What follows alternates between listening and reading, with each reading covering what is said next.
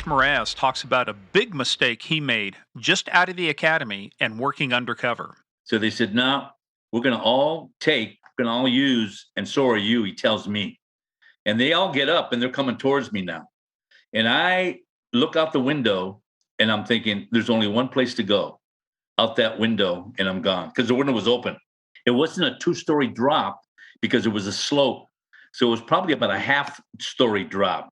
And I literally dove out that window, landed on my feet, I could hear him screaming and hollering, and I ran all the way to Parker Center. I was just about ready to finish my 3-month assignment anyway.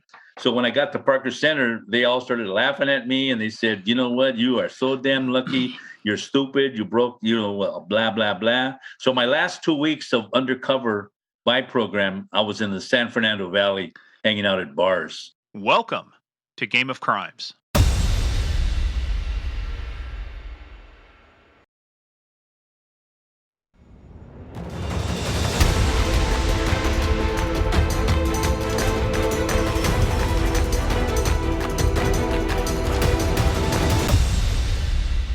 Welcome back, playerettes, to the biggest, baddest, most dangerous episode of all. Oh, no, this is not. Well, this could be the most dangerous episode of all. We just got done with a good one. Hey, I am Morgan Wright. I am one of the hosts of the most dangerous podcast on the internet, and I'm here literally with my partner in crime, Steve Murphy, and better known as Murph. But what was that deep voice? Was that supposed to be your sexy voice? I'm working on my new announcer voice. I may be trying some voiceovers for television. You too may be entitled to compensation if you were run over by a reindeer. There you go. If your grandmother was run over by a reindeer. So we'll see. Right. Welcome back, everybody. Well, hey, guys, thank you again. Another week of fun and sun. Well, for one of us, son, Murph down there, tanning his spindly white legs. My bald head. Ugh. My bald head. Yeah, I thought we got on the episode this morning because we can see each other on video, and I said, "Hey, did you get a haircut?" And he goes, "No, it's just falling out. Just more falling out. More falling out." Well, hey guys, hopefully you guys enjoyed the last episode. We're going to talk about that in a second. Before we get started, though, just some quick housekeeping. Remember, Apple and Spotify both have rating systems now, 5 stars. Head on over there.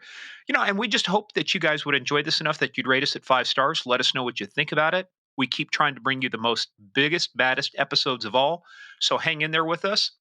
Also, head on over to our website, gameofcrimespodcast.com.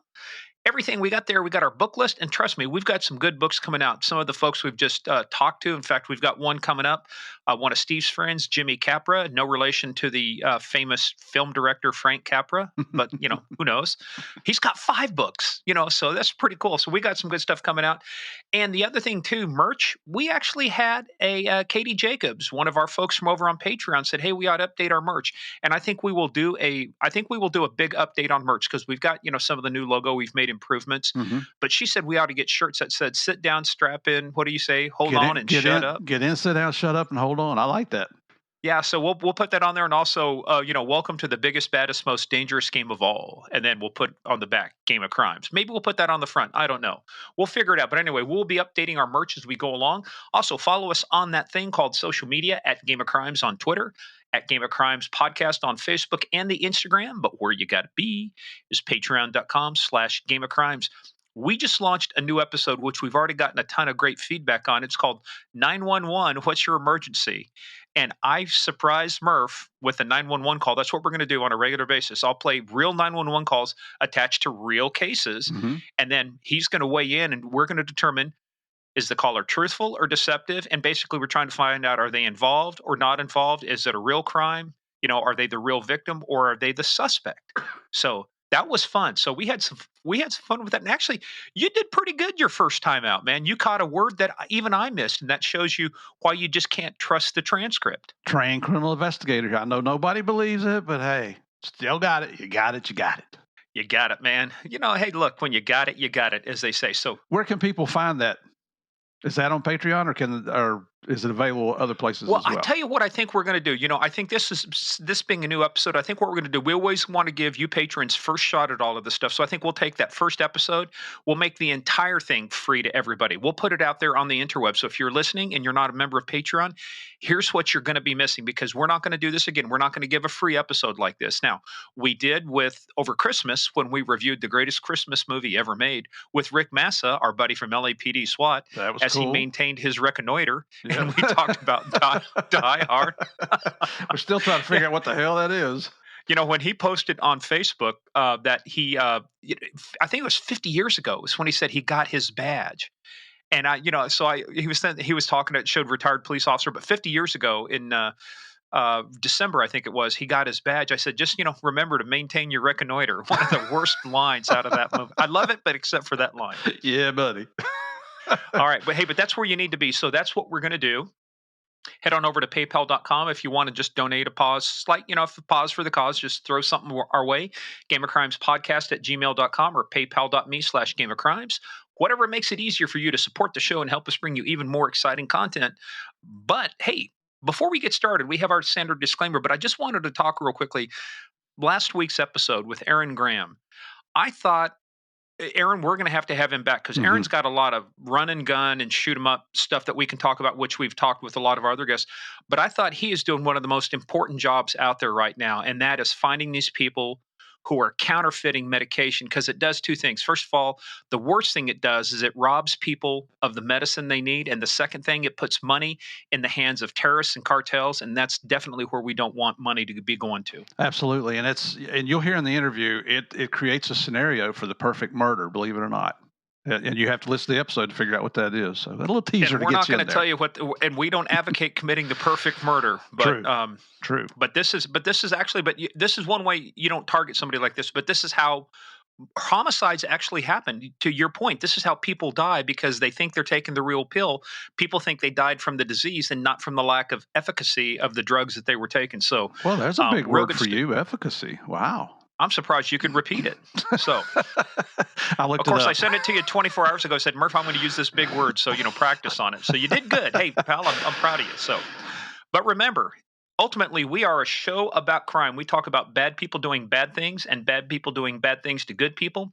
We take the story seriously, but we never take ourselves serious. And if you're a new listener, hang on, because you're going to find out what we're talking about. And why don't we take ourselves seriously? Because guess what? It's time for. Oh. Everybody, it's time for Small Town Police Blotters. Oh boy, we've got some good ones. We got a couple that come from some of our peeps out there, our players. This first one comes from Heidi Overman off of our Game of Crimes fan page. Now, I think somebody else might have sent this in to me, and if I missed your name, let me know, and I will give you credit also on the next episode. But hey, Steve, I'm a farm boy. You kind of grew up, in the rural area too. So one of the things farmers have is they have lots of cows, right? Yep. So a farmer had no idea his cows fell out of his trailer and onto the highway. Sun Prairie, Wisconsin, population 34,661. Salute. So guess what? They call it a bovine blockade on U.S. Highway 51 surprised not only drivers, but also the cow owners. He was going down the highway, didn't realize that the back of his gate opened up and 3 cows bounced along the highway, got injured. Oh, jeez. Because he was going 55 miles an hour. So they suffered injuries. Just so none of you folks get verklempt out there, all the cattle recovered just in time to be turned into hamburgers. Woo-hoo. So so they used the yellow crime scene tape to create a corral. It rounded these guys up. Farmer said, "Yep, those cows are mine." I felt bad for the guy because farmers they truly love their animals. They truly love the land. But he didn't violate any laws. But I just bouncing cows, that bovine blockade. Holy cow! I mean, 55 with a load of cows. He must have had a nice truck. Yeah. Ugh. Well, must have been nice. I would hate to be the responding officer to that. Oh, what boy. the hell do I do now? Ride it, son, ride it. By the way, hey, Murph, I found this one, though, too. I thought shit happens at Walmart all the time. Woman accused of trying to buy an infant at Walmart. I heard that. $500,000. This comes out to us out of Crockett, Texas, population 6,385. Salute. All right, a Texas woman was arrested inside a Walmart store where she's accused of offering another shopper $500,000 to buy the woman's baby. Rebecca Taylor, 49, was charged with the sale or purchase of a child and was released from the Houston County Sheriff's Office on a $50,000 bond. They say this occurred at a store in Crockett, Texas. The two women were at the self-checkout line when the mother of one baby told police that the woman commented on her son's blonde hair and blue eyes and asked how much she cost. Of course, we've joked about that too. I was never serious. According to the arrest affidavit, the mother initially laughed, but the woman said she had $250,000 in her car. The mother waited for the woman to leave the store. She waited in the parking lot and screamed at her that the offer was now $500,000. They did have video, and they said, yeah, she did it. You're going to jail, bitch. And you rightfully should. Holy cow. What the hell? Who the hell she thinks she is? Just because she's got money. She's going to go buy a child like that. Good Lord. I would have gladly sold you some of my kids, I think, back in the day. Hell, I might have given you some of mine. You might have paid. I'll tell you what, somebody said, what happens if your kids get kidnapped? Hey, a couple hours with them, you will be paying me to take them back. That's Trust right. me. Yeah. Hey, this next one comes for us, and hopefully I don't butcher the name. Mikey Vlamink. It's MAAIKE VLAEMINCK. Mikey Vlamink, or maybe Mackie, came to us from our Game of Crimes fan page. This is an oldie but a goodie. According to Mikey, it says, the following reports were filed Friday by the Lee County Sheriff's Office. Steve, a General Roberts Trail Lake Piomingo man, this is out of Wisconsin, I believe, said his neighbors are knocking on his windows and doors at night. They also go into his house, poke a stick through the floor, and move his clothes around. He said he stopped doing meth about a week ago. His former dealers are mad at him over $10, so they come to his house and mess with him. And what did they do? Last night while he was working on a project, they moved some small bottles around in his kitchen. Oh, jeez. Those tweakers, man. Oh my God. That's Pinocchio's little guys coming in. They're going to make him some shoes and all that. Oh, what an idiot. Kids, don't do meth. That's what we keep saying. Just say no. Don't do meth. Hey, and normally this is the point where we have, what year was it? But Steve, I'm going to mix it up on you because I thought of a new segment we could put in here, and this one's actually kind of fun. I got the idea from Caitlin Gonzalez. She sent this to us via our Game of Crimes Instagram page, which is at Game of Crimes Podcast. And I thought, hey, it's kind of one of those ask me anythings or ask us anything. So, hey, here's a quick question. Okay. We'll answer this, all right? All right. And I think it's a really great question. I was curious from a detective point of view. As an avid listener of true crime, there's often one consistency in missing person murder cases. When you reported, you were always hear it was brushed off as a runaway. Why is this done in so many cases? I assume there are more runaway cases than we made aware of. But if they have no record or show plans for the future, why is it such a commonality? And this is kind of a serious question. I mean, we're kind of having fun, but we will answer it more in depth, I think, later. But the real quick answer is, believe it or not, when you go to the National Center for Missing Kids, so many kids are reported missing and they're recovered within 24 hours. But the lesson they learned is you got to take action on the kid right away. There is no such thing. There is no law anywhere in the United States that says you can't report somebody missing. You have to wait for 24 hours. That is fiction. But Steve, I think part of it was that was kind of the way it was done back then. I mean, we didn't realize way back when is the extent of the number of missing people and missing kids that truly were victims of crimes until, much later. And I'll have to admit, when I was a uniform cop back in the 70s, if you got a report like that, we would look at the age of the child. If it was a teenager, we didn't quite honestly didn't take it quite so serious because he's probably out with his buddies or a girlfriend or, just experimenting with an overnight bender. But if it was a young child, you would get on it immediately. But you're right. That's a myth that they started on television that, you have to wait 24 hours. That's BS, folks. Well, so that was the ask. Look, we'll go into more depth on this, during an episode, Caitlin, but I thought that was a great question. So it's kind of an ask us anything. So, hey, I want to see, there's no wrong answer to this, Murph. So you're not 0 for 19 now. I mean, you did get 2 right in a row. So anyway, guys, hopefully we enjoyed that. We're going to try and figure out it. We're going to be mixing some things up in this new year. But let's speak of really mixing it up because, Steve, this one we really have mixed it up. Normally, a lot of people might think that because you and I are former cops, you cut us, we bleed blue, that we're always just going to be on the side of cops and never say anything bad, which is incorrect. We've called out a lot of bullshit. Mm-hmm. But this episode, I think, is going to be one of the most interesting, simply just from a professional point of view, is we've got a captain named Rich Meraz, which you helped line up. He was the captain. If you guys have watched Training Day, which we reviewed on our Narcometer with Denzel Washington and Ethan Hawke, this is the actual scandal Training Day was based on. This is the case. And this guy was the captain at Rampart Division when it was going on. And he's brutally honest about what went on, Steve. He was. And first of all, a big shout out to our friend Mel Sosa, who's an investigator with the District Attorney's Office in Southern California and San Diego. Mel He runs the Southern California Gang Conference. He's an old friend, and he made the introduction for us to Rich. So thank you very much, Mel. You're a hero in our eyes. But you're exactly right. And we got challenged. Remember, somebody challenged us that, oh, you guys are always showing how brave the cops are, but what about all the bad cops? Well, you got to listen to this episode because we're going to show you just how bad they were. It's horrible. And that movie with Denzel Washington, we critiqued that on here. You know, it was a lot of it was unrealistic. But wait till you hear Rich's story about what really happened. It's amazing what these guys were getting away with back then. And you know what? They got their justice in the end, and that's what we're all about. Nobody hates a bad cop more than a good cop. And these guys, a lot of them went to prison. Some of them went to prison. Some of them got fired, as they should have. But what you're going to find out, we pull no punches on this episode. But Steve, the only way you get to the episode, and soon to be the title of one of our new pieces of merch, let me ask you, are you ready to play the biggest, baddest, most dangerous game of all, the game of crimes? This is a special one, ladies and gentlemen. You're not going to believe some of the things you're getting ready to hear. So get in, sit down, shut up, and hold on. Bring on Rich Meraz.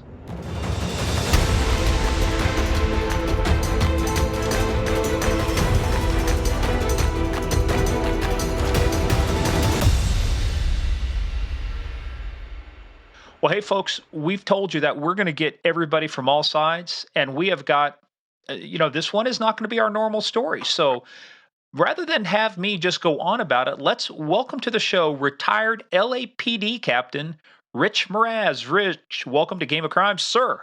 Thank you. It's an honor for me to be here, talk to you guys. Well, you say that now. Wait till the podcast is over. You may rethink that. So okay, I don't think so, but thank you. And the funny thing too is during the pre-call, Rich, I threw out a couple names like Mike Felix and stuff. And we talked about Charlie Beck, the chief and stuff. And it's like. Even with a large agency like yours, and I'm out here on the East Coast, it is always such a small world in the law enforcement community, isn't it? Oh, absolutely. It's amazing how we're connected and not even realize it. And I think that's why we have probably the same values, see the world the same way. Yeah, and you and I both have our hair where Murph's losing all of his, so we both got something in common too, man. You got a great head of hair. But I have something special from Oregon. Thank you. I know, man. See it. We got to work on your game there, Murph. Hey, well, Rich, normally, we always say, what the hell got you into law enforcement? And you had such a unique story. I do want to talk about how the hell you got into law enforcement, but yours goes back when you were pretty young. So tell us about your first interaction that you remember with law enforcement, because it involved your family members, I think uncles and cousins and, folks like that. Yes. Yeah, it is. I have a very large, not only law enforcement, but family, but also a lot of us are gang members as well, but we still love each other. Which gang? Barrio Nuevo Tinies, 18th Street, just a lot of the East LA gangs, White Fence. Yeah. So we half my cousins are gang members, the other half are cops. And how does Thanksgiving dinner go? Does everybody check their weapons at the door? We check our guns in at the door. We hug each other. We love each other. We turn our pockets inside out, and we just have a great time. Are you in charge of patting the guests down? Half of them. There's so many. we rotate that. Well, tell us about that. You were growing up, and like I said, you got a lot of family involved in law enforcement. Who were they, and what did they do? Oh, just a lot of aunts, cousins, both sides. My mom and my dad. My dad, he was born in 1899. If he were alive today, he'd be over 100 years of age. But as far as law enforcement is concerned, it really started when I was about 6-7 years old, and we got our first TV, and we started watching Dragnet. And I remember how excited my mom and dad would get, and I would get, and, Jack Webb and all that stuff. And then at the same time, I had one cousin who was on LAPD. His name was Dick Dominguez, and he looked Dragnet style. Every time I saw him, he'd have a suit on and a hat tilted sideways. This was actually about 1950, 51, 52. And so whenever we'd go visit my cousins, it seemed like he always had a suit on. And I knew he was an LAPD detective. And I noticed how my dad would, immediately gravitate towards him and talk to him, and they'd have a private conversation. It got to the point where, as I continued to watch Dragnet, my cousin Dick, he was a detective. He was a juvenile detective, and he and his partner would drive their plainclothes car to our house there on Lee Street on East LA. He'd park it in the driveway, and I would be with all my buddies, and he'd salute, say hi to me, and I was all proud. And then he'd go in the house, and they'd hug my dad, and the three of them would sit. And I think they shared a glass of wine. And but my duty was to sit in the police car and listen to the radio. And he gave me his call letters, and he said, if I get a call, you have to come in and get me so we can take off. And so with that, I became in charge of the car in the driveway, and only I could get in it. All my buddies wanted to get in it with me. I said, no. Hey, do you remember the call sign? Remember the call letters? It was 4W something. I don't remember the number, but I know it was 4W. It had a W on it. Do you know how was that? Because I know that you guys have different designations based on like which sector you're in. Did 4 stand for a certain sector or a certain substation or headquarters or something? Yes. Each division of LAPD has a number. In fact, the smaller the number, just the history part, the older part of the city you're in. So all the cars in Central Division, detective, patrol, whatever the case may be, started with a number 1. And Hollenbeck, East LA, where I grew up, was number 4. In fact, Rampart Division, which didn't exist back then, obviously, was number 2, because when Rampart was created, they took half of existing Central, created Rampart, and that became number 2. So all the designation of all the cars throughout the city, depending on which division, had a number that designated where the division was from and how old part of the city was. And what did W stand for? Anything in particular? Yeah, that was found out later that was a plainclothes detective car. As we got more sophisticated, the juvenile cars took the letter J, so it'd be 4J20, but that was years later. But up to that point, it was a W. So you're listening for like 4 William 25? Yes, and I remember I memorized that number. I sat behind the steering wheel. I wouldn't let anybody get any closer than the what do you call the little step board on the side? Yeah, the sideboard there. Yeah, the sideboard. The running board. Yeah, there. That's it. The running board. And they would come. If I get the first 2 or 3 times, maybe once a week, they came. No calls, and then they would get up and they would stretch and put their hat on, and they hug each other. They'd hug me, get in their car, and drive off. The W in the call sign stood for wine. They were inside having a glass of wine. Yeah, that's right. That's exactly right. Or wine 22s. And one day they got a call, and man, I heard it, and I was frozen. And all my friends started hollering at me like, "Go! They got a call!" And I was immobilized. And finally, they almost dragged me out of the car. We ran in and told them, and they calmed us down and said, "Okay, we're fine." Put the hat on, hugged us, and drove off. And I'll never forget the feeling.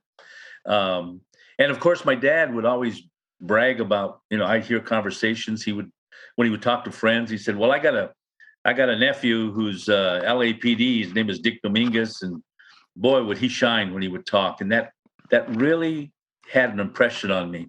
I wasn't thinking being a police officer back then, but I just remember how I felt and how he would look and how he would talk when he talked about my cousin. Hey, Rich, back in the day, though, when this was going on, there weren't a lot of Hispanic police officers, though. Even though the city, has grown quite a bit, to be a Hispanic police officer, that was, I don't want to say a rarity, but that wasn't very common at that point, was it? No, absolutely not. In fact, I would say that back then, and based on my research, about 92% of the LAPD was Caucasian.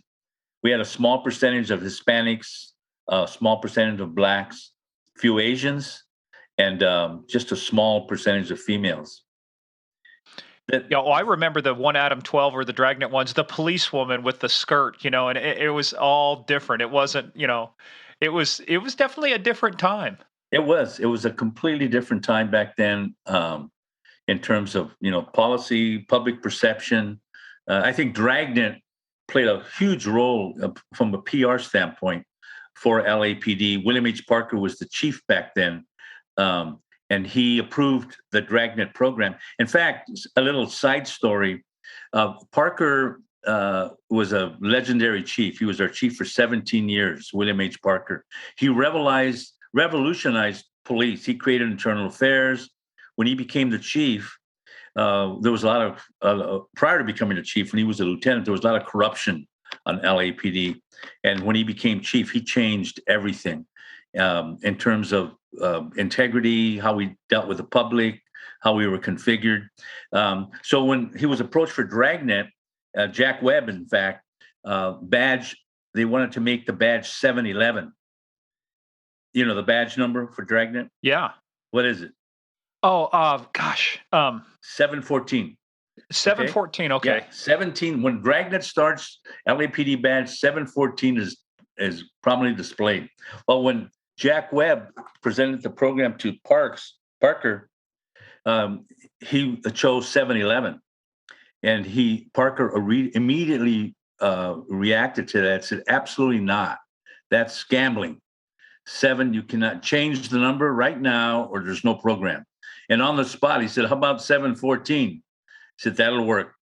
And that's has been badge 714 ever since. So 711 was what, the penal code for gambling? The 711 was just a number that, for whatever reason, when he said, oh, like rolling dice, rolling like 7 dice, come 11. Yeah. Okay. And the story goes that Parker immediately rejected that, threatened not to have a program. That's how strong he was. And on the spot, Jack Webb changed it to 714, and that's how that badge was created. How about that? And everybody knows it's 714. And it's still Parker Center, right? Still no, it used to be called Police Administration Building when the chief was still alive. Parker Center was a brand new building. That's what I mean. It's still called Parker Center to today, right? For the main building, or did it change? No, it changed. Parker Center lost the name Parker Center. I'm sorry, Parker Center was created when Chief Parker died. It was police. It was called PAB, Police Administration Building. When Chief Parker passed away, they changed the name of the building to Parker Center, and it remained that way until that building doesn't exist anymore. It's demolished. There's a new police headquarters still near First and Spring, and that's just called the police main headquarters. The Parker Center name went away. Yeah, that was so legendary. I actually got a chance back in I think it was 2010 or 11 to visit the new building. I was down there for a meeting. Some folks, and got the chance to go down there. I mean, it's a pretty building, glass, just very nice. But the new one, yeah. In fact, Parker Center used to be called the Glass House because it had a lot of windows in it, and part of the vernacular back then, in the old days, they called it Parker Center, the Glass House, the Gray Bar Hotel, because of the jail that it had. The jail. Hey, what was the main floor too for all the brass? So if you got called not only to Parker Center, but was it the 11th floor or 10th floor? What was the one where the chief was on and all the brass? In the old Parker Center, it was the 6th floor. That's where all the brass was in the old Parker Center. Right. The new one now, it's the top floor. I think it's I'm not real sure, 11th floor or something like that. That's what I'm saying. So if you get called there, they say, somebody on the 11th floor wants to see you. Either you're getting promoted or you're in deep shit. Right. Or if you're in the elevator and the 6th floor light goes on while you're in the elevator and it stops, because the 8th floor was the cafeteria, you held your breath because you didn't know who was getting on. But you were on your best behavior for at least 2 floors up or 6 floors down. Oh man. So how did you go then? So you're watching your uncles and stuff. So tell us about, you had a couple things happen to you too, growing up that kind of also tilted you towards law enforcement. So what was that, Rich? Things as a young kid, you had one of the worst things that can probably happen to a kid.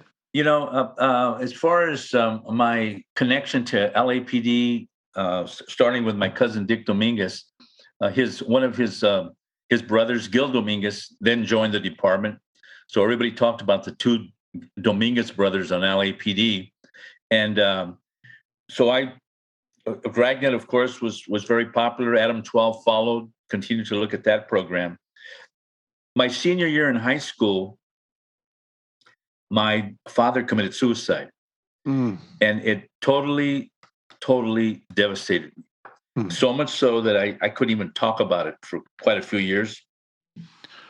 And it totally immobilized me. I graduated from high school. I went to college. In fact, I thought, well, I'm going to be a coach, like a football coach. I still was kind of struggling what I wanted to do. And I, when I was approaching 20, 21 years of age, it dawned on me, I said, what would he be proud of me doing? And that really motivated me to become an LAPD police officer. In fact, one of the other sidelights of that is when he passed away, I was just completely in shock. It was totally unexpected. And he had a work ethic that was unbelievable. He worked for U.S. Steel for over 40 years. I think that impacted me as well. I worked with LAPD for 43 years. Hey, Rich, did you come to learn why? Yes, he, and I struggled with that because every morning he went to work. I went to school. That morning he left. I left, had football. In fact, I came home for lunch that day. If I can share this part of it. Mm-hmm. Yeah, I had two of my friends. One had a car. We drove to my house for lunch, and I noticed his car was in the driveway. And I thought, what's he doing home? I thought maybe because I normally go up the driveway where my bedroom is, because I sleep in the back of the house. We couldn't go up the driveway. His car was blocking it. So we went in through the front door. I didn't have a key to the front, so I actually had to knock. He opened the door and he was immediately upset. Like, what are you doing here? What are you guys doing home? And caught himself because, then he started joking around. He hugged me. He told us to come in. He made us lunch, chorizo burritos, and really good mood. And as we're leaving to get back to school, I always would kiss him on the cheek. He'd kiss me on each cheek. And as my buddies are going down the stairs back to the car, he got a hold of me, kissed me on both cheeks. I kissed him, and he just held me tight. I mean, really, really tight, to the point where I started getting a little embarrassed, like, okay, Dad, that's enough type of thing, and because obviously he knew what he was going to do, and I was totally unaware of it. And that's the last I saw him alive. I went back to school. We had football practice. I hurt my wrist, came home a little bit late. As I was walking up, I took the bus to my house. I noticed a lot of people across the street, next door neighbors. They were all looking at my house. I saw a police car on the driveway by now, behind my dad's car that had been moved back, actually. And as I'm approaching the house, I could hear people saying, "Here he comes, here he comes." Realized now they were talking about me. As I'm walking up the driveway to go to the back of the house, a sheriff intercepted me at the top of the driveway, and he told me to stop. You can't come back here. He asked me who I was. I said, my name is Richard. He said, oh, are you Richard? I said, yeah. And he ran to stop me. Unbeknownst, found out later, my dad was actually in the backyard where he had shot himself. He didn't want me to see that. I went in through the front, heard my mother and sister crying, was confused what happened. They told me. I remember I glanced at him at that point. And I was so immobilized, I went into the living room and I sat on the couch, not crying, not anything. I heard somebody coming in, running up the stairs. It turned out to be my cousin, Bobby Dominguez, who was the third Dominguez who would eventually become an LAPD officer. He wasn't on the department then. He saw me. He came up to me. He hugged me. That's when I let it all out. Completely just let it out. I never forget how he held me, what he said to me. And then, so when he became an LAPD officer about 2 years later, that was the tipping point. Now we have 3 Dominguez cops on LAPD. And I knew then I want to be an LAPD officer. I wanted my dad to be proud of me, to talk about me the way he would have talked about my cousin. I passed everything 6 months before I turned 21. I was good to go. And I had to wait actually until I actually turned 21 before I got into my academy class. Well, and you mentioned something too. You said that the sheriff's office stopped you. Actually, so where you guys were living at the time was actually in the county, right? It was covered by the sheriff's office. Where it's now, is it now within LA City? Yeah, no, it's still city. It's city. It was called City Terrace. It's still LA County. It's still patrolled by the sheriff's department. Viscaloo Center, their academy is right close to there. All right. So yeah, you go home. So your cousins are all PD, but when you go up there now, you see the sheriff's office there, and that obviously had to just register as like what the sheriff's, what's the sheriff's office doing here? Yeah, and of course, the sheriffs. It was their territory, so Right. that's the reason I was there. I still remember as a young kid, late to my girlfriend's house for her birthday, running down the street because I couldn't drive, and I got stopped by a squad car, and they hit me with a spotlight, scared the hell out of me. They said, "What are you doing? Where are you running? What do you got in your hand?"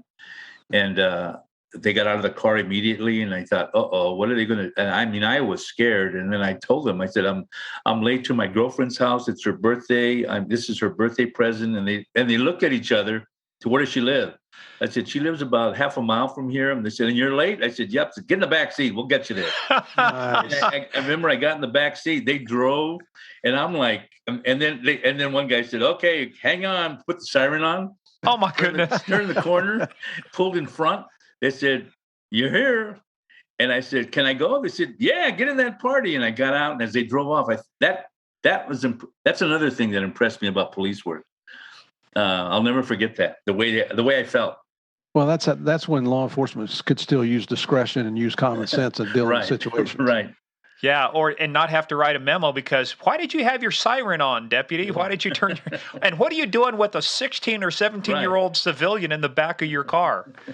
Oh, wow. Did you that's cool, man. So was that your first official ride in a marked police That car? was the first time other than my cousin's plainclothes car when I was That's a what I meant, kid. but this is your But first that marked police first car. mark at black and white, I remember when I was sitting in the back seat, I'm looking out the window, thinking both on the one hand, somebody sees me, they're going to think I'm under arrest, but on the other hand, I'm looking. I was just kind of proud at the same time. Yeah. So I joined LAPD August 1964. Wow. And you were making tons of money back then, Oh right? man, I remember I was Rolling in the married. dough. I had a 1-month-old daughter. I never made so much money in all my life. I was making $604 a month. I did the math. I multiplied it by 12. And I remember I started telling all my high school buddies, because I was just 3 years out of high school. I said, "I'm making $7,000 a year." And they went nuts. They said, "Oh my God, you're rich." I said, "Yeah, join me. Get into LAPD." Now that's your healthcare premium each month. Right. That's my tax deduction. But it was a whole different LAPD. In fact, it was about 6,200 strong. William H. Parker was still our chief. He was a legend by then. There was I was in the academy with about 102 classmates when we started. 75 of us graduated. It was only a 12-week academy. It was a whole different department, a whole different city.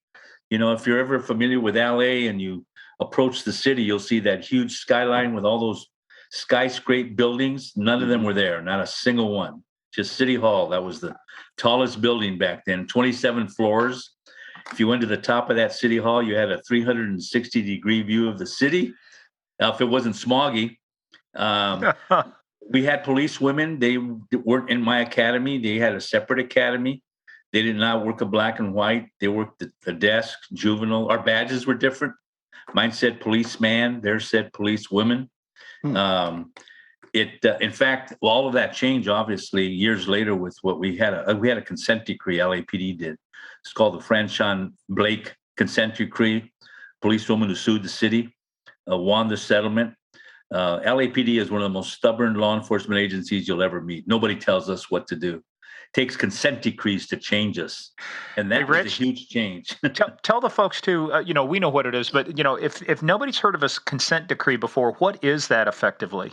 A consent decree is a court order monitored by a judge and usually a civilian monitor of the department that imposes changes to prevent civil lawsuits that could be very, very expensive, and it usually entails restrictions or changes that are required, and a time like a period of monitoring. A period of time to comply with the changes. One of the hugest ones that maybe I'll get into later is the Rampart incident that was a tipping point for the consent decree that we faced back then. But it's monitored by a judge. The judge then, over time, declares that it's been reached. The consent decree is then expired. Has a tremendous change on the law enforcement. On this one, in particular, the Franchon Bake, it was basically to allow women to get in the black and white, and get into their academy. It changed our badge. Our badges went from policeman, policewoman to police officer. Women then joined men in the same academy. They started working in black and white. They had the same privileges. My perspective, best thing that ever happened to law enforcement. Mm-hmm. Well, I don't know. I might disagree with you because you know what? My wife doesn't forget anything I did 25 years ago. I want her to forget some of that stuff. You remember 25 years ago, we were here and you did this? Oh, my God. You should be in investigations. Yeah, fantastic memories, right? Yeah. Even the date and time. Oh, yeah. It goes into the serious injury notebook. Hey, so Rich, so you get on. I mean, man, that's like you say back in the day. That's where no vests, very little equipment, just like a 38 revolver, pair of handcuffs, but you guys are going out there and doing stuff. What's your first assignment? So you come out of the academy. What are the choices you have? Do you have a choice about where you go, or where do they send you? Okay. When I graduated from the academy, generally, and even to this day, most recruits or most graduates, we don't like the sheriffs. When you graduate from the LA County Sheriff's Department, you automatically work the jail. And generally, it's solely the first 5 years on the job, deputy sheriffs work the jail before they get into black and white. And LAPD, we go immediately to patrol. We're trained for that. You graduate, you're assigned a division to finish up your probation. Generally, they try to send you close to home. So I was an exception with my class, as a matter of fact. About 2 or 3 days before my graduation, I actually got pulled out of class. Scared the hell out of me. I thought that they were going to fire me because that happens. The back door opens. A person walks in. This is during the 3-month academy. They'll call your name. Everybody holds their breath. The command is bring your hat and your books. And so whoever name is called, they get up from the desk, grab their books, grab their hat, go out the back door, and we'll never see them again.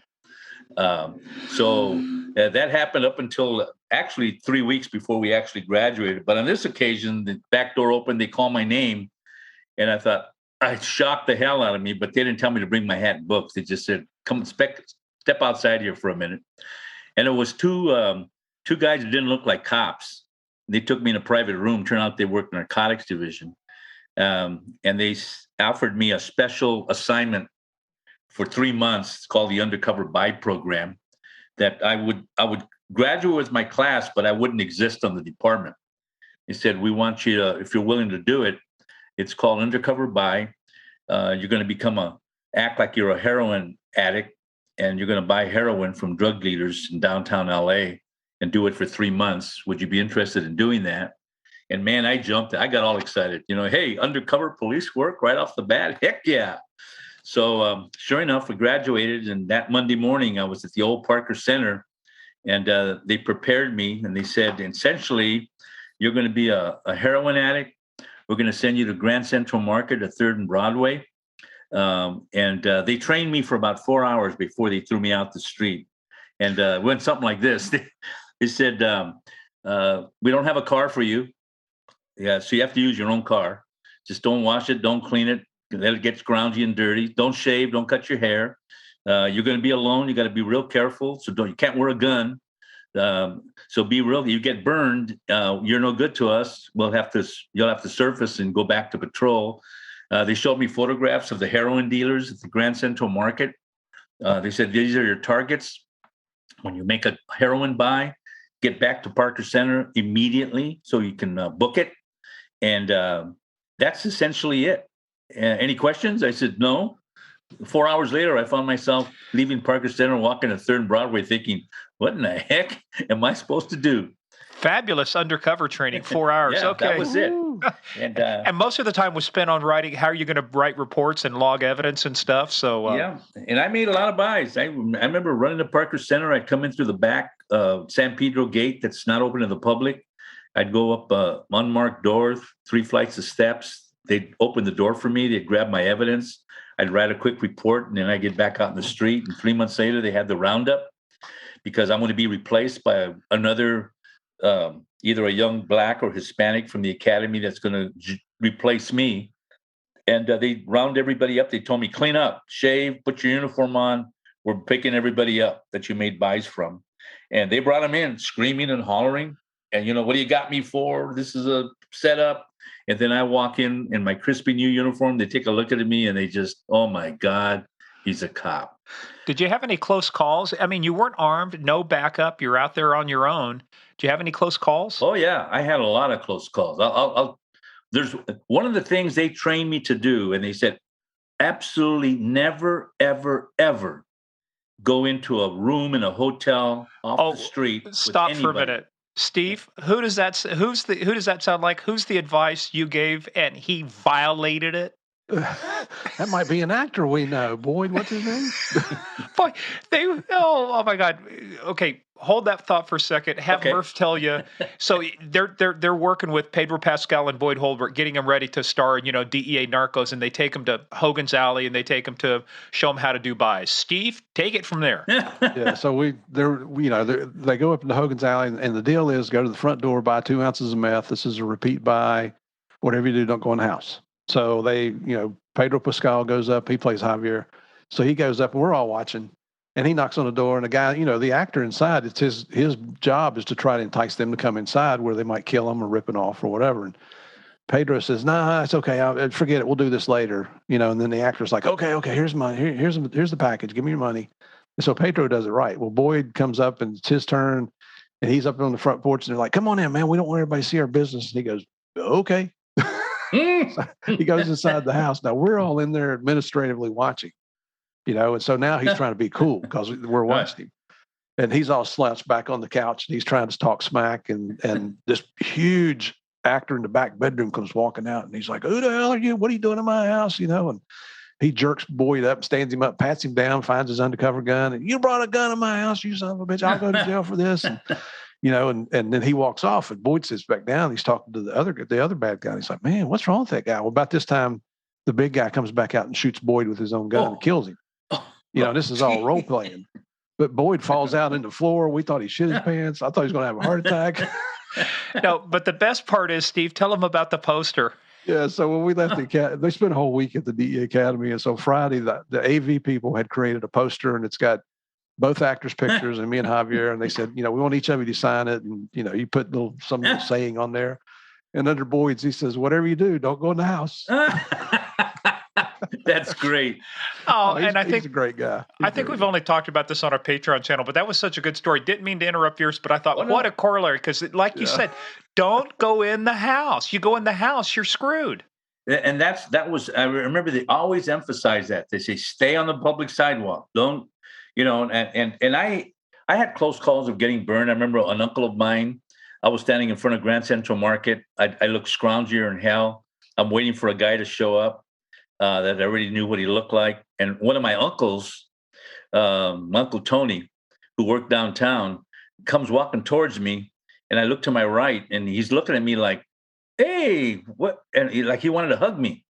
And the guy is coming in the other direction, my target, who gets to me just at that moment. And I'm looking at my uncle like, stay away from me, trying to make facial expressions. And he caught it at the last second and made a right turn and walked past me like he didn't know me. And I remember talking to him later. But my close call was this.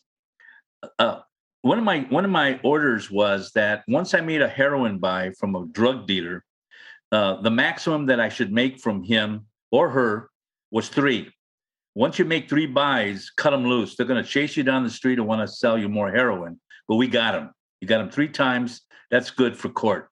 There was one guy who was probably the biggest dealer in Grand Central Market, and I couldn't get to him. And finally, the way I was able to get to him is one day he was walking through Grand Central Market, And I ran up and grabbed him and threw him up against the wall. And I told him I was going to beat him up because he burned me. He didn't give me heroin. It turned out to be sugar. He's calming me down. He said, hold it. He says, who the hell are you? I never sold you. And then I said, oh, I'm sorry. I thought you were somebody. I started to walk away. And it worked. He called me back. He said, wait, who burned you?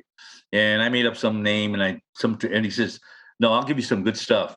And let me see your marks. They would always say, let me see your marks. Mm-hmm. And I was going to ask about that. How did you improvise on that? Or what did you guys do to show your marks? Because if you're a real heroin addict, you're going to have tracks. So my story was, I don't use, my girlfriend does. It's for her. And I'm out here, she's strung out. Scoring. I'm exactly. And it worked. They would buy it. And so I never had to show any marks. He sold me, he gave me some heroin. I gave him the money. And he said, hey, it's good stuff. You ask her, she'll like it. Took off, went to Parker Center, booked it, came back, and turned out he befriended me. And he wanted me to be his bodyguard. He said, hey, I want you don't have to, just stay with me. Stay with me. I remember I told my supervisors, and they said, yeah, you're going to see who he makes buys to. Witness that. We're going to report that as well. You write it down, you're a witness, and that's good to go. Perfect. And so I started hanging out with him, and he was running up and down to Grand Central Market as far as 6th Street. And again, don't go in any location that he goes into. Just say, we'll watch the outside. So finally, one day we're coming, and we're going to meet a guy. And he tells me it's going to be real quick. It was right near the train that goes up and down Hill Street. Actually, I'm drawing a blank right now. Is it that really steep one? Yeah, the real steep. They call it Angel Flight or something? Angel Flight, that's exactly. Yeah. Well, in those old days, it's not there anymore.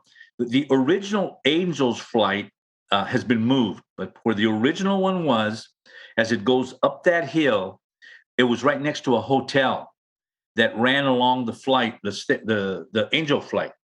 So if you go into the first floor, you're at floor level, right? But as you go up each flight of the hotel, you're still pretty much at floor level because it follows the hill, if you can follow my drift. Mm-hmm. So we had to go in this building, and we stopped at the 2nd floor. And we had to wait, and he knocks on the door, and I thought, well, it's near the entrance, so I can enter the building, but I just won't go in the room. And he knocked, door open, guy looks at him, looks at me, and he said, he's not here yet. Come inside and wait. And he said, okay, let's go. And he looks at me, he says, come on, let's wait. Let's go inside. We're going to wait for the guy to show up. And my instinct said, no. And I thought, okay, let's do it. And I go in. And now there's 3 of us. Him, myself, and this other guy, whoever he was. And we're waiting. And I'm sitting not by the door like a dummy. I went towards the back. But I sat next to a window. And there's a knock on the door opens, and 2 more guys come in. And they're waiting for the dealer to show up. Before you know it, there's about 5 or 6. And this dealer finally shows up. And as he goes in, they close the door, they look around, and they look at, and like, who's this? Tells my informant guy. He said, he's my buddy. He's fine. He said, okay, let me see your marks. And he even said it for me. Well, he doesn't use for his girlfriend. So let's get this gun. I got to get out of here. And that guy wouldn't buy it, and neither with the rest. So they said, no, we're going to all use, and so are you, he tells me. And they all get up, and they're coming towards me now.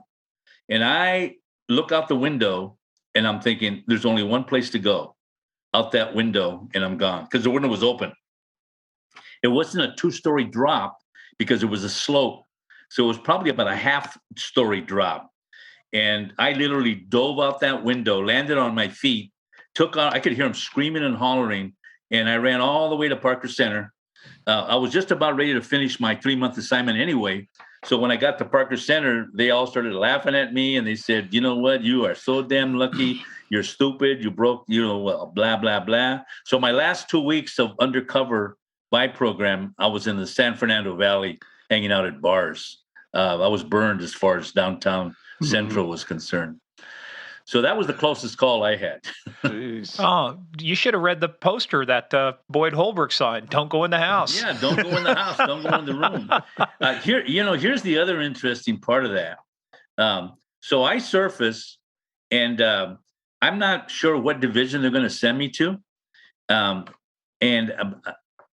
they told me you're going to work Central downtown. And the reason is because you got to go to court a lot. There's the courtroom.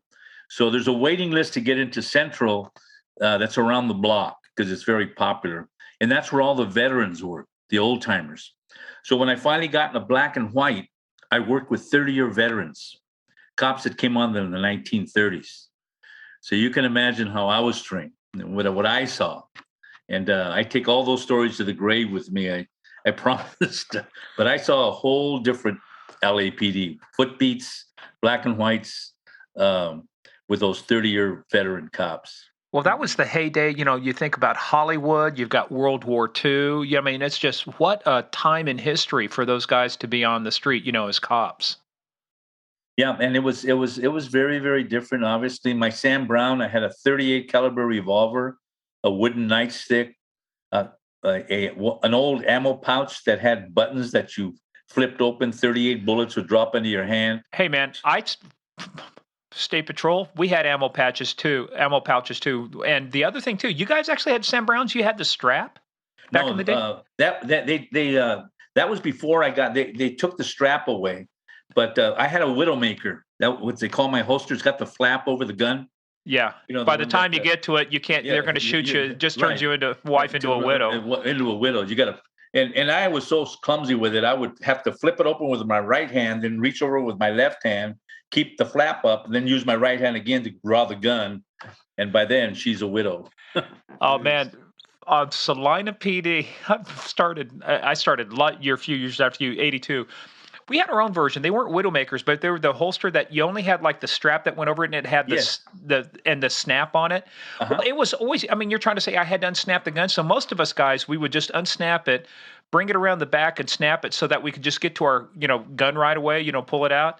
Well, I got into a foot chase with a juvenile one time at St. John's Military Academy. And I'm running this kid down. I get him with holster. I get him handcuffed. I go back to my car. And all of a sudden something feels light. I go down. My gun's missing. Oh. It had bounced out while I was chasing this guy. And I'm like, everybody stop. Yeah, that's not a good feeling.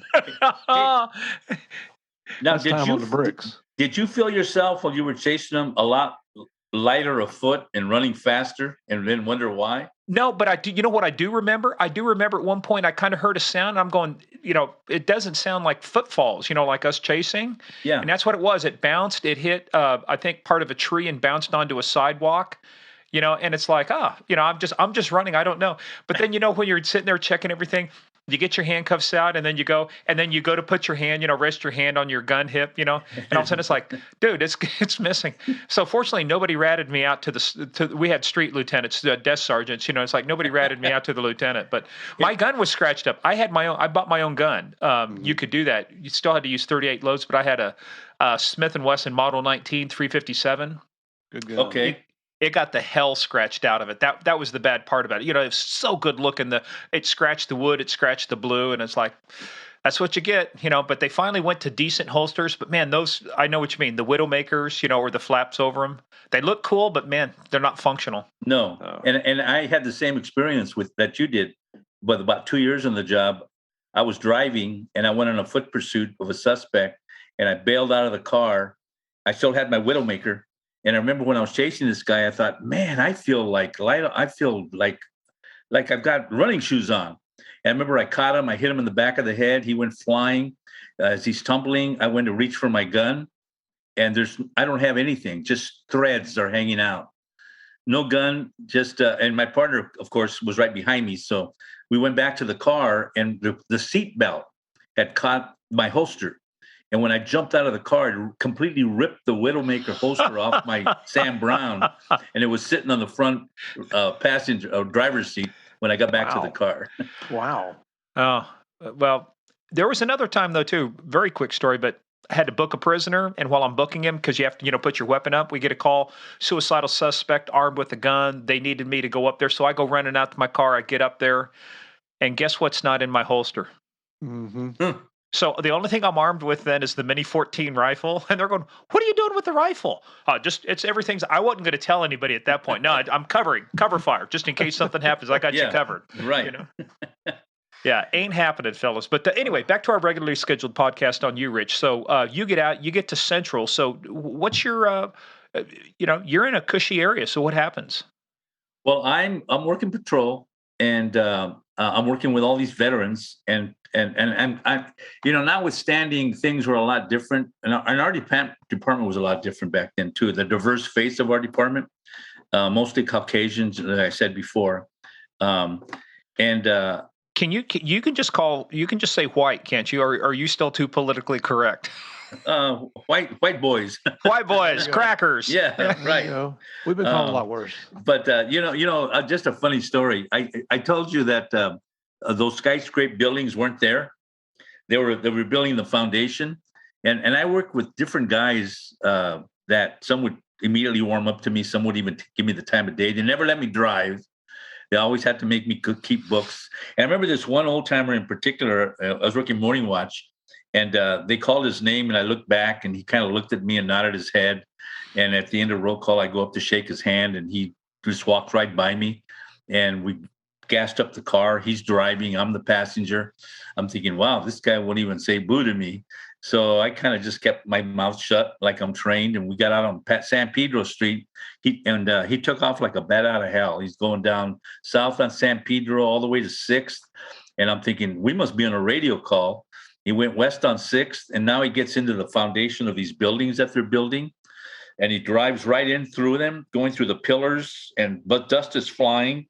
And we're like within all this construction area. He stops. He jumps out of the car. I jump out. I'm looking around like, what are we going? What do we do? What do we got? And then all of a sudden, he finally talks. He said, "It's time to rest, relax." He takes a Sam Brown off. He throws it in the back seat, and he lies in the back. He said, "Let's just take a little nap. If we get a radio call, I'll hear it. Don't worry about it." And I'm sitting in the front seat thinking, "Oh my God, I can't believe this. I'm going to get fired." And sure enough, he within 5 minutes he's out, and I'm sitting in the front passenger seat hoping we get a call. About 10 minutes into it, he says, "Hey partner, you got an FI?" I said, "Yeah, FI card." He said, "Cover the blue light, cover the green light. It's too bright." So I cover it. Next thing I know, I hear a tapping on my window, banging. I had fallen asleep.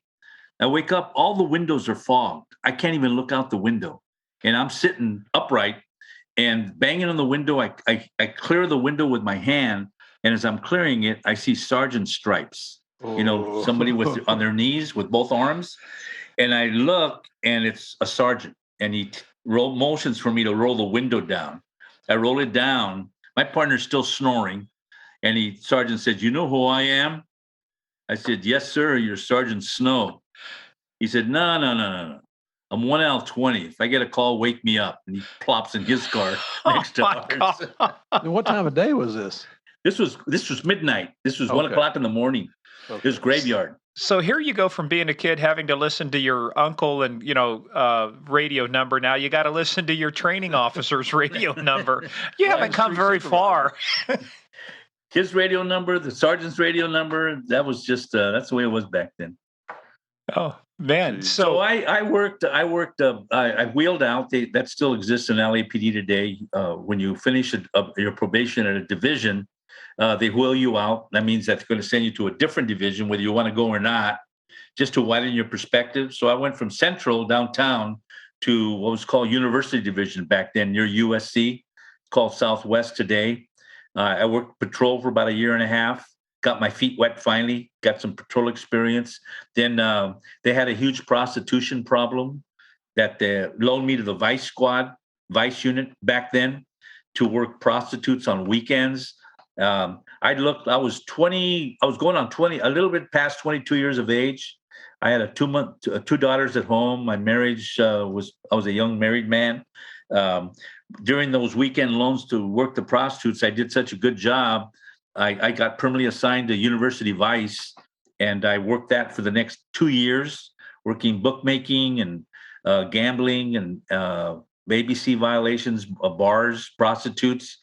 It was supposed to only be an 18-month assignment because of the potential for corruption. I wound up doing it for 2 years. So I'm approaching 3.5, 4 years in the job. They kept me an extra 6 months because there was such a turnover. I trained new people coming into Vice. And so with about 4 years on the job, I applied for a specialized unit. It was called Intelligence Special. Big change in law enforcement. Anti-Vietnam marches were taking place. The civil rights movement is really in full bloom. You also had some domestic terrorism issues Yes, in that day. Sudanese Liberation Army, folks like that. There was worldwide terrorism back then. Actually, we had planes were being hijacked. There were we heard rumblings of our own disruptive groups: Black Panther Party, SLA, Sudanese Liberation Army, Weather Underground, Brown Berets, Black Liberation, Black Guerrilla Family. I interviewed for. They were going to start a special unit. They were going to pick 8 of us. I was fortunate enough to get picked. So 8 of us started a small unit. I had a partner named Alex Salazar, and we started to watch what they call the Brown Power groups, Brown Berets, the Chicano Liberation Front. We started getting bombings in the city of LA. I studied for sergeant around that time. I made sergeant with about 5 years on. I thought I was going to go to patrol. By then, there had been 18 bombings by the Chicano Liberation Front in the city of LA that my partner and I, from an intelligence standpoint, were investigating. They asked me to stay, to continue those investigations. I wanted to stay, and I did. So I got the stripes, but I was never a field sergeant. And with about 9 years on working intelligence, called public disorder intelligence back then, I made promoted to what's called Detective 3, kind of died and went to heaven. Take-home car, bilingual pay. I was making patrol lieutenant pay. I was starting my own squad by then, an anti-terrorist unit. I took over a unit and created that unit. The division was then changed by name to Anti-Terrorist Division. And I actually was a D3 working counterterrorism for the next 18 years of my career. Hey, and Rich, when you say D3, I think you mentioned it too. It's like a patrol lieutenant, but D3 is the equivalent of a lieutenant rank. D3 is the equivalent of a patrol lieutenant, pay-wise and everything else. The only difference is I'm not on the patrol side wearing a lieutenant with lieutenant bars. If I put a uniform on, it'd be a sergeant stripes with a rocker and a star in the middle of it. Everybody would recognize that as a Detective 3. And I would actually be, if it was a crime scene, I would actually be in charge of any sergeant, Detective 2, Detective 1, or I'd be the same as a patrol lieutenant. And so a D2 and a D1, is a D2 equivalent to, like you said, a sergeant? Yes, a D2 is either a detective supervisor or a sergeant rank on the uniform side. Detective 1 is strictly an investigator. During that time, I got involved in planning for the '84 Olympics. We started in 1979. I had a top secret clearance based on my experience working counter-terrorist groups. We worked very closely with federal groups, FBI, DEA, ATF. Daryl Gates was our chief, a living legend. He was our chief for about 16 years. I had a top secret clearance. He had a top secret clearance. 2 years leading into the games. The department was very, very good to me.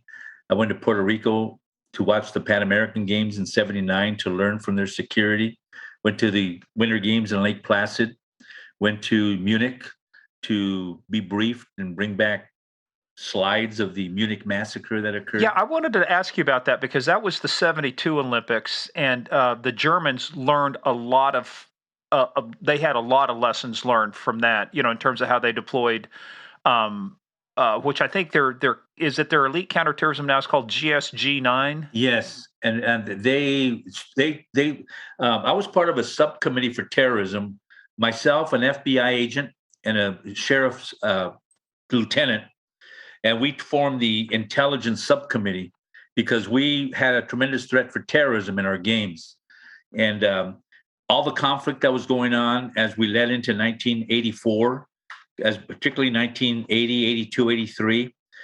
Countries were at war with each other. The Russians boycotted our games, by the way. But at the same time, we developed 2 villages, actually. And so that we completed what we call an antipathy matrix. We wanted to do a study of countries that were at war with each other, that would create conflict with the athletes who would go at each other on contact sports. The diverse face of the city. We had all nationalities. So we were concerned also if a conflict existed between 2 teams, 2 countries, we'd have maybe people in the audience going at each other, demonstrators outside. So our plan had to encompass all those concerns. And at the same time, I briefed Daryl Gates every other week for about 2 years leading up. I developed a close relationship with him. I saw a whole different side of Daryl Gates. He became a father image for me because I lost my father when I was, as I said before, in high school. Daryl Gates had a son that was 8 years younger than me that was a heroin addict. So we had a lot of father-son type discussions. Games came and went.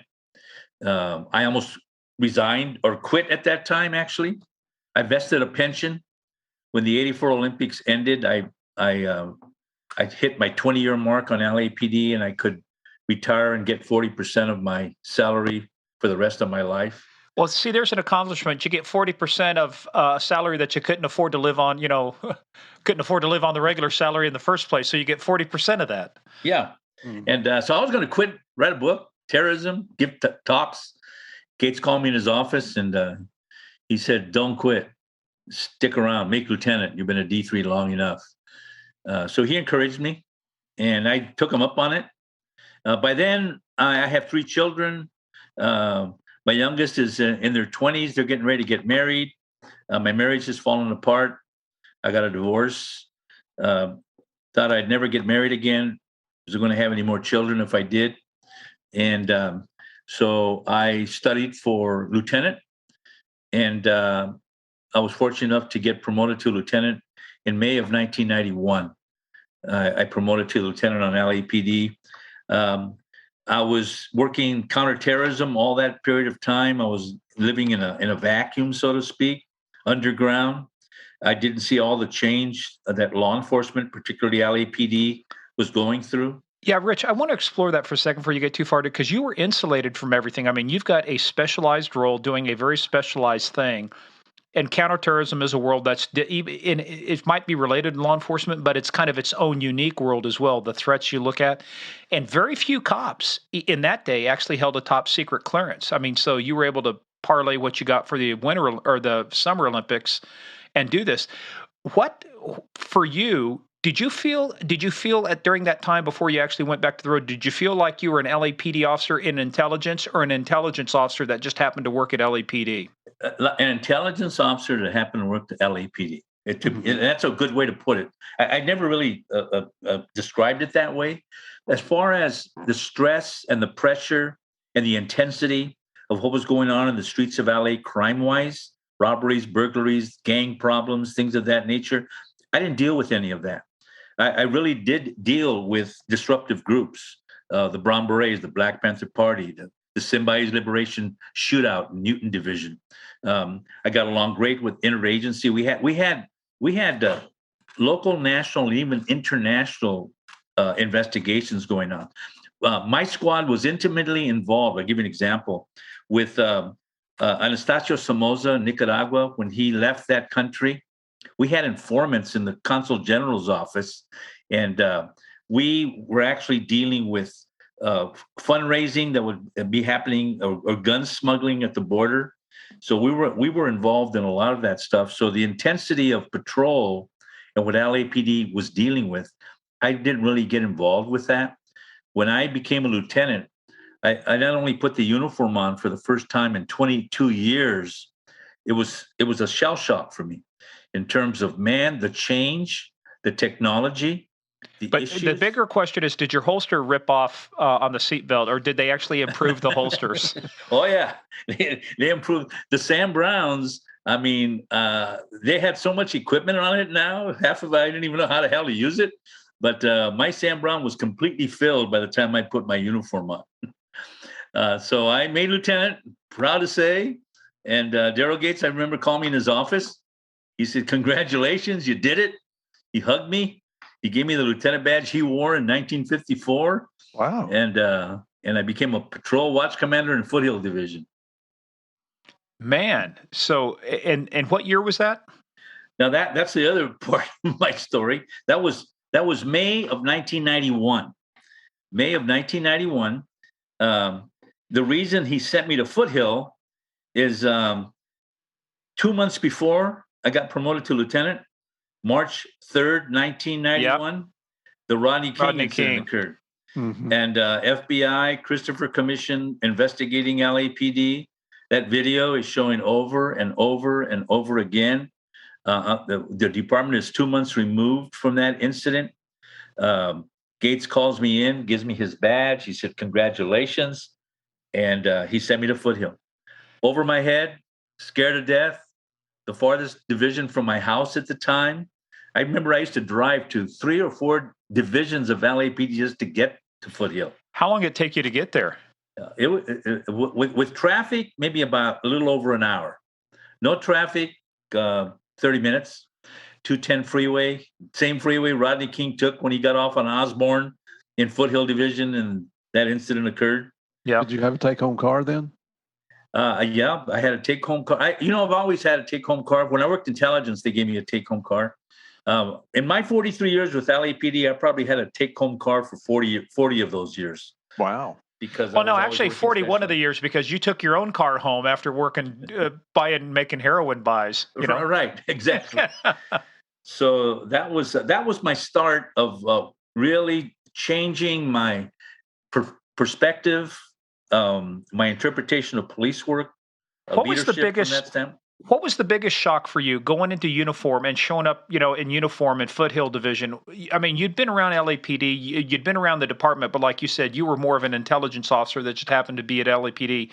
What was your mindset like when you now start going back into work and now you're in uniform? You're dealing with people who've been working the streets that have more years of experience on the street than you actually do, and now you're the lieutenant. Right. And, and in looking at that, and I'm really into leadership. I have my own definition of leadership in terms of it being anchored in virtue, loving your people, being a servant leader, forgetting about yourself, loving your people enough to telling them what they need to say and do and things of that nature. So I think on the one hand, I was over my head. I was scared to death. I was trying to, what does a lieutenant on LAPD do today? On the other hand, I wasn't impacted by the culture of 20 years of law enforcement in a black and white, which is very powerful. The us versus them, those types of attitudes. So I was wide open to that. I was smart enough, notwithstanding the culture shock. When I got to Foothill, about 150 officers that were previously assigned prior to Rodney King had been moved out, administratively transferred, scattered throughout the department.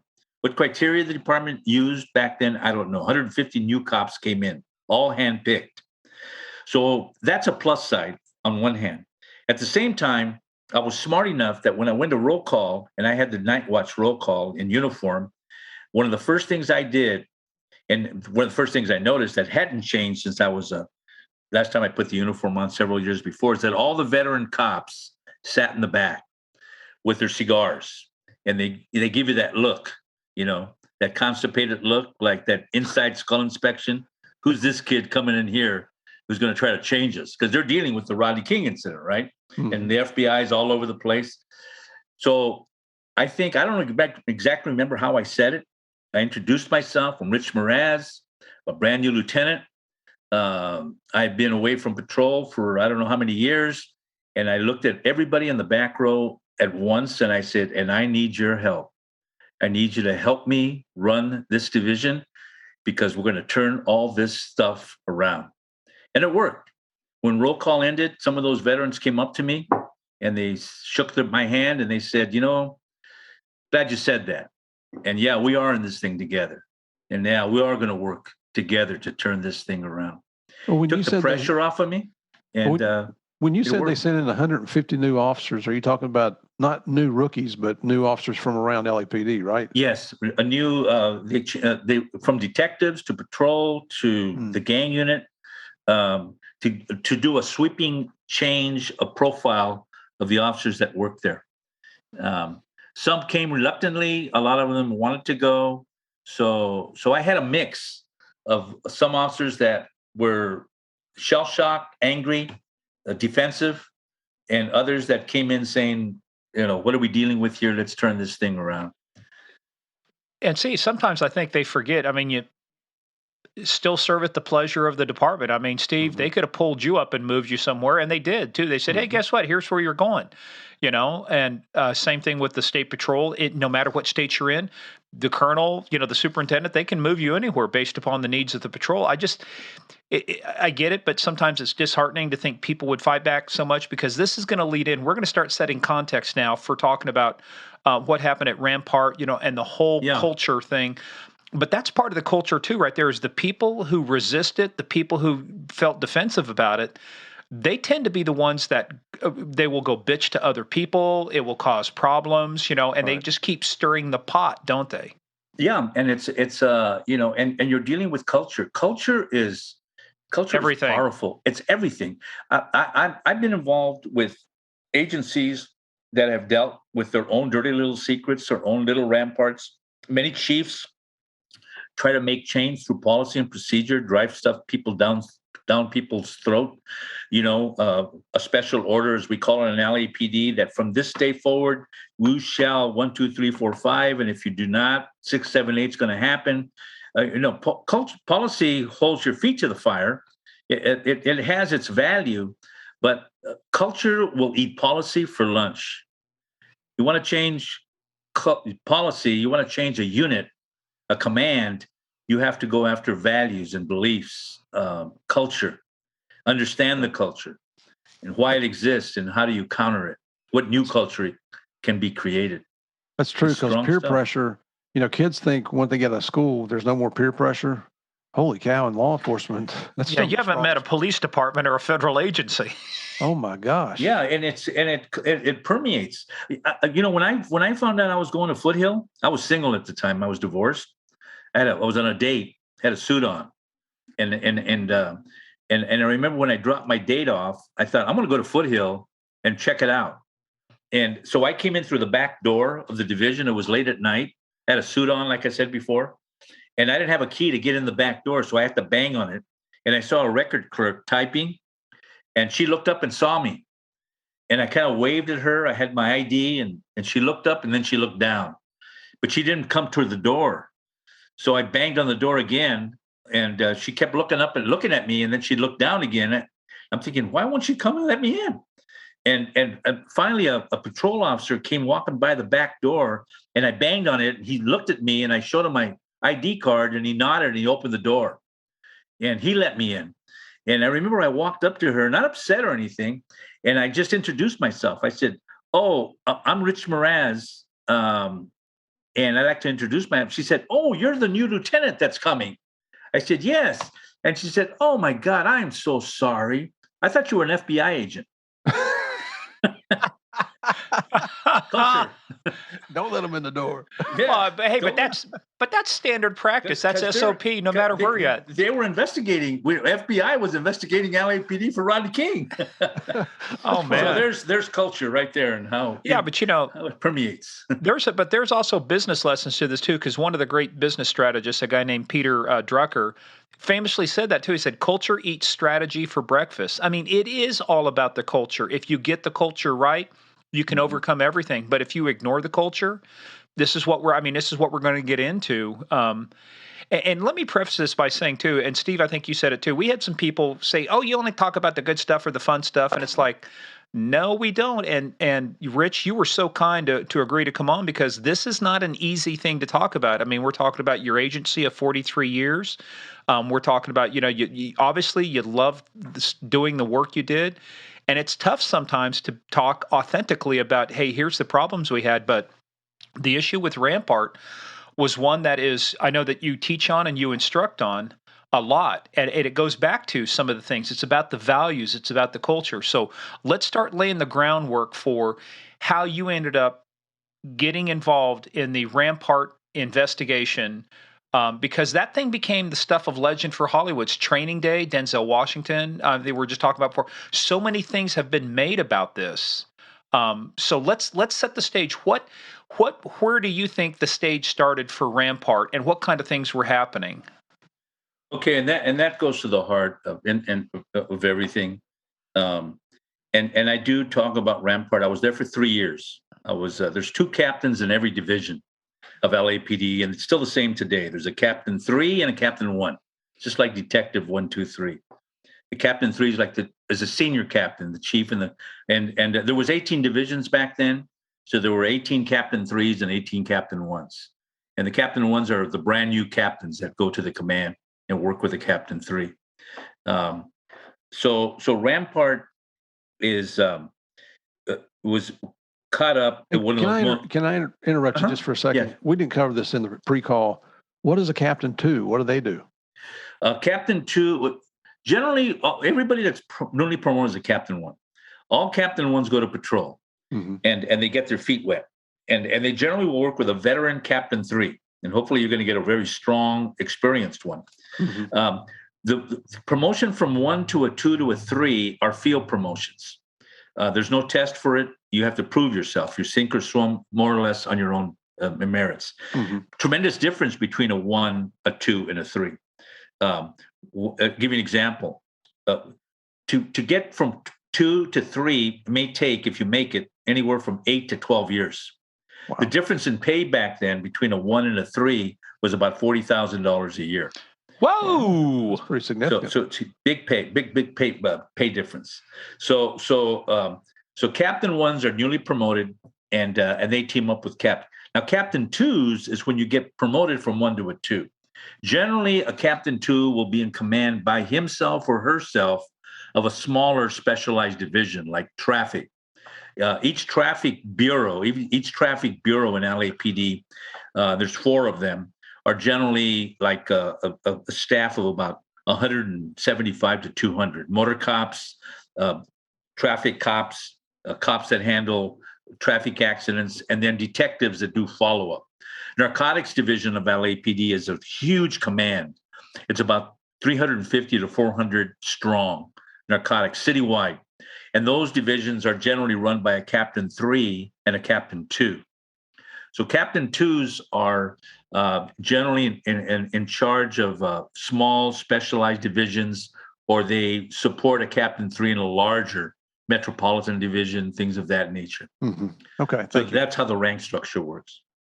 I was really going to say that what a Captain 2 is somebody who doesn't want to be a Captain 1 and doesn't want to screw up so they can make a Captain 3. So they're riding it out, right? Exactly. But man, that is a huge pay difference. But so it takes you, like you said, it takes you 8 to 12 years to go from a Captain 1 to a Captain 3? To a cap. That's during my day. Yeah. Today, that's changed. You can go from a Captain 1 to Captain 3 in a year. It all changed. Started with Charlie Beck. We were under the old system, and it's changed now. You could be assigned a division like Hollenbeck, as I mentioned earlier, where I grew up, and you can be a Captain 1 there, and do such a good job that they'll promote you after about a year to Captain 3, and you now run that whole division as number 1. Wow. Didn't used to be that way before. Is that common? It's common now. Yeah, it's a big change on LAPD, where Why? You can go from. Why did they make the change? Conversely, I think that they realized that by making some potentially very strong, talented, dedicated Captain 1s have to wait and prove themselves that long, they've lost that talent. I think the department now is closer to looking at every captain they have, or even Lieutenant 1 and 2s, and take into consideration where you've worked, how long you've worked it, what your reputation is like, have you proven yourself, It's obvious you have, because you can very easily be demoted from Captain 3 to Captain 2 and back to Captain 1. You can't take the bars away from you.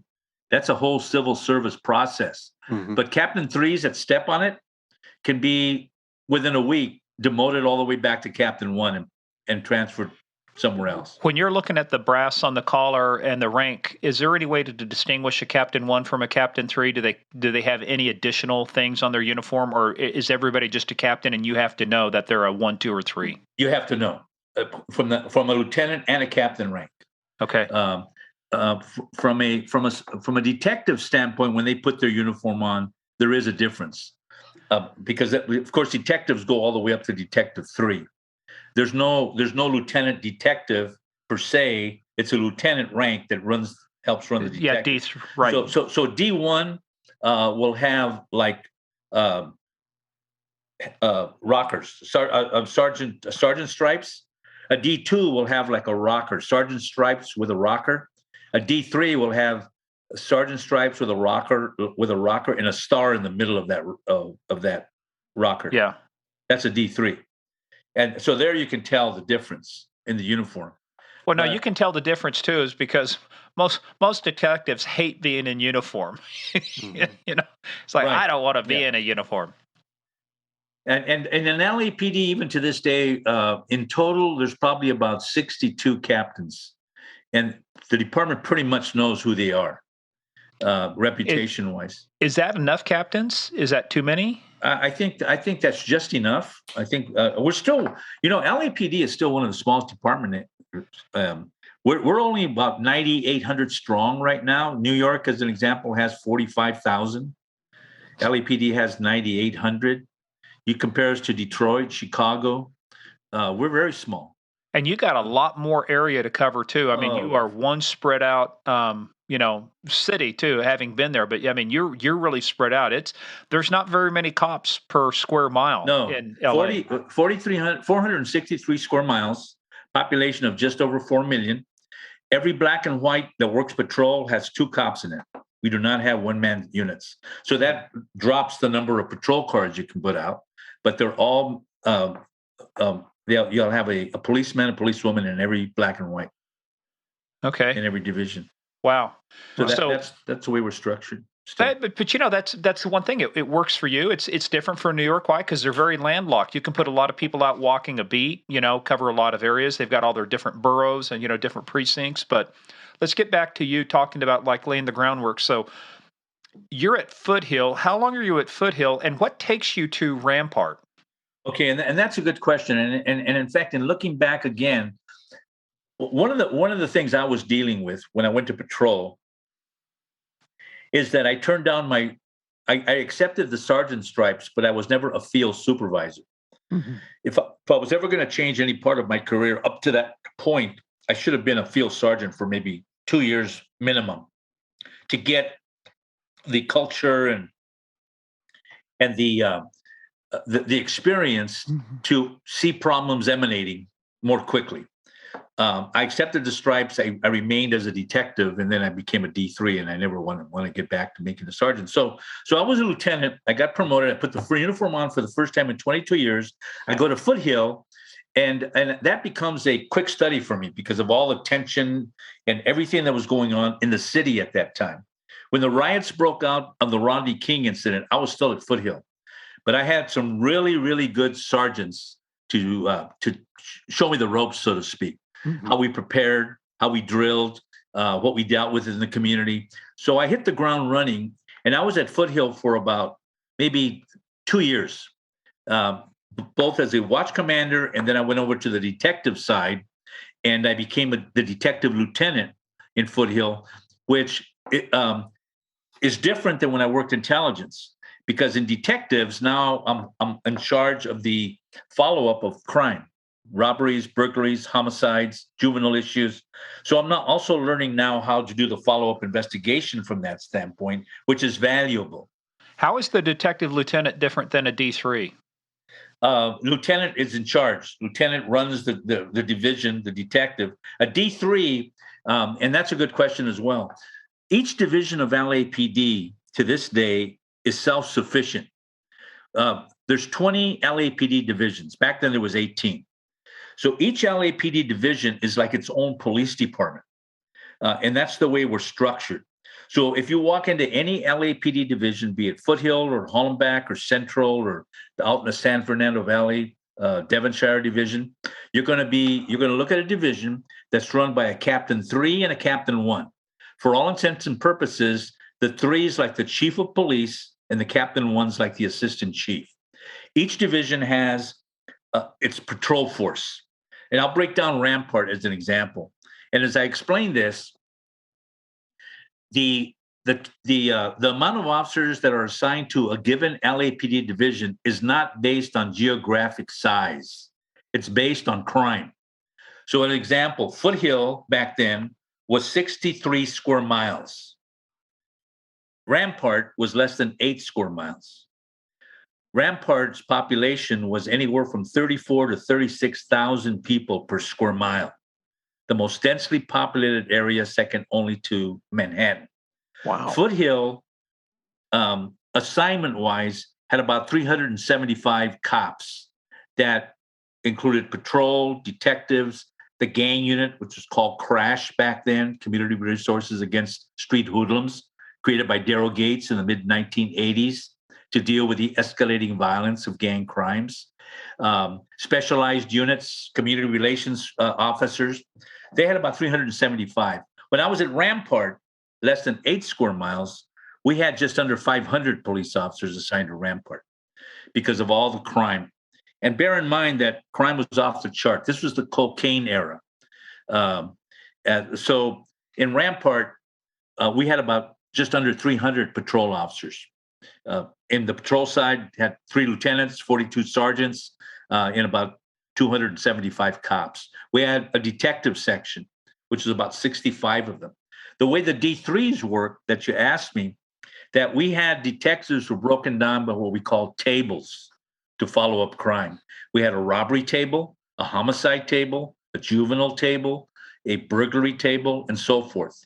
Each of those tables, quote unquote, are run by detective 3s. They're experts in their own rights. The homicide table will generally be a D3 that worked his way or her way through a D1, D2, D3. They know everything and anything that has to do with homicides. Within their tables are detective 2s, hoping to promote eventually to D3, and detective 1s, and a few police officer 3 ranks that run the tables, run all the follow-up crime. So that's what a D3 does. You also have a community relations section, usually a sergeant, maybe a lieutenant, if it's a large division. So we're broken down and become our own PDs of all the 18 divisions. That's generally how it's formed. And did you guys also during that time too, on a weekly basis? I know that CompStat got instituted, but I'm not sure when in LAPD it came. I think maybe with Bratton out of New York. But did you have your weekly, what they call CompStat or computer statistics meeting to review crime? Good question. And then when I was at Foothill, and I was there for 3 years, August of 95 to August of 1998, CompStat did not exist. It started right at the very end, just a little bit with Bernard Parks, who was our chief. He called it fast track. They started looking at New York, where Bratton still was. Yeah, for the CompStat model, him and Giuliani did. Yeah. Yes, and when we sent command officers to New York to look at that process, they came back charged up, said we got to do the same thing. I know that when I was a captain, my 3 years at Rampart, I could care less what happened on my borders. I never looked sideways. I could probably count on if I had a map of LAPD and all its divisions, you would notice that Rampart, when you go clockwise, its borders are actually touched by 5 different LAPD divisions, depending on where you are. Northeast Division, Hollenbach Division, Central Division, Wilshire Division, Hollywood Division. In my 3 years at Rampart, I could probably count on one hand how many times I talked to a counterpart captain in any one of those divisions about mutual problems, particularly crossover by cops off duty, going into those divisions and doing some crazy stuff. We never even cared about each other. It wasn't until Bratton became chief, he forced us to turn sideways. CompStat did that. Never happened. I wish I would have had that at Rampart. I was a whole different captain as a result of it. It made me more responsible and aware of what was going on beyond my own command. Really revolutionized the way we approach crime on LAPD when Bratton took over. Well, and it was accountability too. I mean, you were accountability for your area. I mean, you run your area, but if you need resources, you ask for them. But if God help you, if you don't ask for the resources, you don't address the problem, because every week you kind of have to unzip your fly, stand in front of everybody else, and tell the chief what's going on. Absolutely, and it's a shared responsibility, and you couldn't BS your way through it. No. You could be I'll show you how it works. You can be a captain, and you're gonna be asked by the whoever the terrorist is that's running Comstat. And Brandon, by the way, sat at every Comstat. Parks, when he started Fast Track, and we started getting, he started initially, and then he never showed up. So, but Brandon sat there. So a captain can say, ask a captain, so you got your basic card 3A5. When they pull out of the driveway of the station, are they going to turn right or left, and why? So they said, well, they're going to turn right because they got to go to their area. So what crime is happening in their area? And you're going to spell it out like you know it all, right? And so what car is working it right now? Well, my car that's working it right now, and you look at your aide sitting next to you as a captain trying to look good, and your aide will whisper something to you, and you'll say, 3825 is working that area right now, chief. Said, okay. Then the chief will stand up and said, get 3825 on the air, have them to report to Comstat. We want to ask them some questions. So when they show up, they're going to ask them, do you turn? The same thing they asked the captain, and you better hope to hell they repeat what he just said. Holy cow. Oh, man, it's ruthless accountability. Oh, my God. And so, but it changed us. It changed us tremendously. But I didn't have that at Rampart. And as far as crime was concerned, so let me backtrack. I was at Foothill 2.5 years. I learned a lot.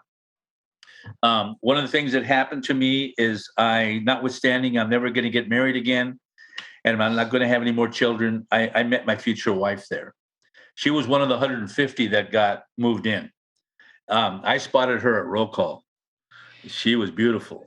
Yeah, but let's let the people know too. There is an issue, right? Because that's the old what they call, basically conflict of interest type of thing, supervisor subordinate relationship. So yes, this is on the QT, isn't it? This is on the QT. I am her watch commander.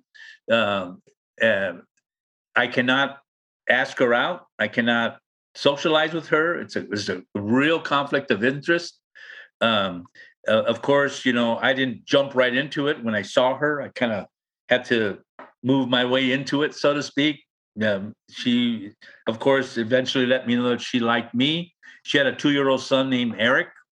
I eventually wound up loving Eric, loving her. We couldn't help ourselves after a few months. So very behind the scenes, without making a big scene, letting just a few people know, we started to socialize and date a little bit. About 5 months into that, I thought we were doing a pretty damn good job until my captain called me in his office. And I thought, oh my God, here it goes. I was very close to him. Tim McBride's his name. I thought he was going to chop my head off. Did they ask you to bring your hat and books? No, I think I brought my hat and books just in case. He sat me down and he looked at me, and thank God I let him talk first before I was going to say, you got me, didn't you? Because he would have looked at me like, what? What he called me in his office for was to offer me the detective lieutenant spot down the hall starting that Monday. He said, how would you like to work detectives here at Foothill? And I said, I'd love it. He said, it's yours starting Monday. And that solved your problem starting Monday, right? Now you're no longer a direct supervisor-subordinate relationship. Exactly. As I'm leaving his office, in fact, I turned back. I said, oh, by the way, does that mean I can date police women in patrol? He said, absolutely. He said, just don't date any female detectives. So it was all official now. We could come out. And you know what? That's when she came after me. Yeah, right. So that's what guys always say. Yeah, she chased me. I was playing hard to get, She came after me. I asked her to marry me. She said yes. She had been on the job for 10 years. She quit and she stayed at home. I adopted Eric, her 2-year-old, or 4-year-old rather. And I realized I wanted to have kids again. We wasted no time. We had 2 children together, 13 months apart. I studied for captain. I was going to stick around now. Brand new married. I made captain faster than I expected. When the list came out, I came out number 2 on the list, which meant I was going to be promoted within 4 days after it came out. So I got promoted to captain in August of 1995. So the point is, I went from a D3, fat and happy, I could do that standing on my head for 18 years. I went from a D3 to a lieutenant to a captain in just under 4 years. A little bit too fast. That's And right. yet, From how good. yeah, you were having to change your uniforms and your ranks on those things on a regular basis. Good thing they Yeah. were on Velcro, right? Right. So when I went to Rampart, of course I was married. I realized when I got assigned that it was going to be one of the most violent, one of the most intense, one of the highest profile commands, not only LAPD, but in the country, as far as we were concerned. At home, I had a 1-month-old, a 13-month-old, a 4-year-old, a young wife. More over my head, more scared to death, more stressed out. So my Rampart story actually starts August of 1995. So let's set the groundwork for that too, because you go into this. How much do you know about the people? How much do you know about the area? And had you ever worked anything with Rampart prior to this? It was a brand new command. I'd never worked Rampart other than I was in the division a few times when I worked Vice, when I worked intelligence. Had nothing to do with the operational side of it. Generally would have to do with stakeouts. Mala Salvatrucha, which was a relatively new gang. We took a look at them from an intelligence standpoint to see what they were up to. Some of the old-time gangs that were part of Rampart. But as far as even my partner, that would be my partner for the better part of the next 3 years, the Captain 3, I didn't even know what he looked like when I went into Rampart. Never worked with him, didn't know him at all. So I went in blind, not knowing what to expect, what was going on. But I hit the ground running pretty much. It was my 3 years at Rampart, we were either number 1 or 2 in the city in officer-involved shootings, pursuits, uses of force, homicides, violent crime activity. We had Mala Salvatrucha. We had 18th Street, which was two of the most violent gangs in the country back then. It was just overwhelming. Is this the same 18th Street that you had some cousins in, you were saying earlier? Yes, as a matter of fact. And that gang, when I took over Rampart, was 75 years old. It was a 75-year-old gang. Wow. And, for Mara Salvatrucha, a lot of people recognize that as MS-13. I mean, they really got a lot of their origins right there in L.A., right? Absolutely. They started in Rampart, Pico Union area, the MacArthur Park area. Yeah. They were only about 8 years old. Many of the families that fled, Nicaragua, El Salvador, Central America, came into Rampart. Today, MS obviously still, they're in 11 different states now, different cliques. They're nationwide. They still exist. They're still very, very violent. But they started in Rampart. Yeah, it's easy to find most MS-13 members. Their entire face is tatted up, or they've got more tats than I've never seen that many tats on somebody. Oh, I've got some slides that I show that they're scary looking, the tats that they have, especially on their faces. Yeah, Mike Tyson's got nothing on them with his little tattoo. But so start and tell me again, what month and year did you show up in Rampart? August of 1995, I showed up. Okay, and because what I wanted to say is when did you start realizing, or what was your indication that there was going to be that something was going to blossom into what ended up being the entire this whole Rampart investigation that you were part of? When you got there, what did you see that you thought, I need to work on this? We've got to fix this. As far as the way it blew up 3 years later, and I obviously blew up with it. Generally, I spent a lot of time talking about two of the most notorious cops that went into what I call the dark side. Rafael Perez, who Denzel Washington portrayed in Training Day. Yep. His partner, Perez's partner, is portrayed, also in that movie. Nino Durden. Let me just put it this way. When Rampart blew up 3 years later, I was the first guy to say, how in the hell did that happen? How did I not see it coming? Ralph Al Perez was my go-to guy. He was my best cop. I used to take both Perez and Durden to command briefings on gang problems in each area when we had bureau meetings. And when they testified in court, credible, described by prosecuting attorneys, judges, experts in their own rights, at briefings, they would just knock people's socks off in terms of 18th Street, Malasava Thrucha, their expertise, strategies in dealing with gangs, on and on and on. I can't tell you how many sergeants came into my office when Perez was taken down and said, where did I go wrong? He was my go-to guy. And all I could tell him at the time was kind of like, just welcome to the club. I have thought long and hard about Rampart, mistakes that I made, where I went wrong, that I share. And I have a whole different perspective looking back about how it happened, why it happened, and what mistakes I made when I had that command. Before you get into that, let me ask you: when that shooting happened between Kevin Gaines, when he was killed by Frank Liga, did any red flags surface from that? Because they were Gaines was a crash officer. He was part of the crash unit, right? How involved in that shooting were you? I was not. That was a different division. Okay. The Kevin Gaines Frank Liga shooting, which I talk about when I give my talk about what was going on. That was part of that whole era that was going on. Kevin Gaines was a patrol officer that worked Pacific Division. He was a 7-year veteran. He was part of a group that got involved off duty with Death Row Records. This was during the hip hop era. This was we're talking 1997. I've been at Rampart for 2 years. Okay. Frank Liga was a narcotic officer, very experienced. To this day, he holds some of the biggest arrests, caches in the history of LAPD. He was working Hollywood Field Enforcement Section. It was a narcotic group.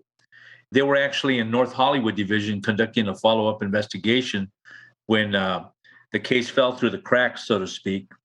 And all those guys met in a parking lot, decided to go back to Hollywood Station and decide what they're going to do next.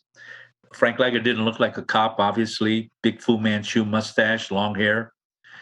He was kind of minding his own business when he was driving down Ventura Boulevard when he encountered Kevin Gaines. Kevin Gaines, on the other hand, was very intimately involved with Death Row Records, security details with other cops, not only from LAPD, but Inglewood PD, Compton PD, Sheriff's Department. And when he encountered Frank Liga on that day, it was actually March 18th, 1997. He was driving a green Montero that was registered to Sharitha Knight. She was the estranged wife of Suge Knight. He got into an altercation verbally with Frank Liga, who didn't know he was an off-duty cop, screaming at each other. Kevin Gaines, using profanity, said, I'm going to cap you, pull over, blah, blah, blah. Of course, Kevin Gaines didn't know that Frank Liga was a cop either. Liga tried to defuse it. Short and long of it, they wound up, Liga was so concerned for his safety when he was having this verbal confrontation with Kevin Gaines that he hit his foot mic and described the car, described Gaines, told units to head back. He's got a guy that threatened to shoot him. He said, he's going to cap me. I may need backup. I'm going to try to get rid of him, lose him. It escalated. He couldn't shake Gaines, who kept chasing him in the green Montero. So concerned was Frank Liga that he actually undid his seatbelt, unholstered his weapon, and put it on his left thigh on the driver's side while keeping an eye on Gaines. Finally, they reached an intersection where when Liga looked to his left, Gaines had armed himself with a stainless steel 9mm, pointed it at Liga. Liga looking to his left, saw the weapon, and immediate defense of his life came up with his weapon and fired twice, striking Gaines, who accelerated into a U-turn and parked into a parking lot, mom-pop gas station. Liga hit his foot mic, requested a backup. RA unit supervisor reported he'd been involved in an officer-involved shooting. He said, I'm going after him, which he did. Exited his vehicle, cautiously approaching Kevin Gaines' green Montero. In fact, 2 California patrolmen heard the shots. They were in the back of the market. As they came forward, they saw Frank Liga and drew down on him. Didn't realize he was an off-duty cop. Liga had his LAPD badge on a chain inside his T-shirt, lifted it out, said, I'm LAPD. They believed him. They approached the vehicle cautiously. Kevin Gaines subsequently wound up dying in the car. In the right front floorboard of the vehicle, they found a stainless steel 9mm. LAPD, when you get involved in a shooting, you're immediately removed from the scene. You're put on ice, prepared to come back and do a walkthrough. You're not allowed to talk to really anybody. So by the time they got to Gaines at North Hollywood Police Station, his supervisor, his D3, walked in and said, suspect is dead. And Liga said, I figured he was. Do we know who he is? His D3 actually told him, you're going to have to set this one up. He's one of ours. Kevin Gaines, LAPD. And that's when we found out and it went from there. Kevin Gaines, when he was subsequently, when they did the investigation, he had 7 major credit cards from Death Row Records in his wallet. He had receipts totaling anywhere from $900 to $1,000 from Monty's Steakhouse, a known hangout for Death Row Records. He was involved in actually hiring off-duty cops to work for Death Row Records during some of their events. 9 days before, at the Peterson Automobile Museum, Biggie Smalls was killed, allegedly by off-duty cops that worked for Death Row Records. We were just 9 days removed from that. So all of this was going on beyond Rampart, within law enforcement, in this greater Los Angeles area that involved Death Row Records, Bad Boy Entertainment, which Biggie Smalls was involved with, East Coast, West Coast. All this was starting to bubble over during this whole quote-unquote Rampart era. So what happened to finally bring this to a head to where you were involved, like you said? There has to be some kind of an incident that finally makes it boil over to where it gets the attention, whether it's the feds or LAPD or something happens, right? So walk us through that. What does it take to get to the point to where it boils over and now something has happened we got going on and it triggers everything to follow? Okay. And that's a good question. And it's a lengthy story. There's a lot of things that went on that eventually blew up, as I would call it. And just to take Rampart Division alone, a violent division, a lot of gangs, 60 total, language barrier, 60% of people can't speak English. I have a gang unit called Crash. Every division of LAPD has one. Everybody has their hands full with like I said before, with all the violence. I'll give you an example. My first month alone at Rampart, March 1995, we had 20 homicides. We ended the year in Rampart alone with 104 homicides. Mm-hmm.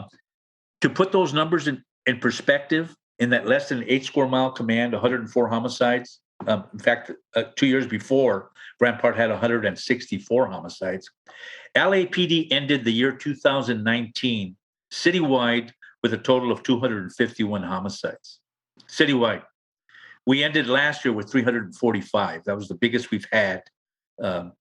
So just homicides alone were off the chart. Citywide, all the divisions. How much of it in Rampart was gang related? About 60% of it was gang related. And what was some of the other stuff? Drug related, drugs, random crime? Drugs, non-gang related, drug sales. We didn't have a homeless issues per se. We had intersections at Rampart back then that were nationally famous for drug sales. People would come into LAX, go to Rampart to make their connection, and then get out of town. So we had I had 21 officer-involved shootings in my 3 years that I was at Rampart. And it wasn't just the Crash unit that a lot of people think. I had detectives get involved in shootings, senior lead officers, community officers, um, uh, the Vice unit got involved in a hellacious shooting with a carload of Temple Street gang members that thought that they were Temple Street, that they were gang members in their territory. Shooting where they had to bail out on the passenger side of the front and back seat and return gunfire. A couple of people were shot. So I had sergeants were involved in officer-involved shootings, guns, violence, things that would tear your heart out.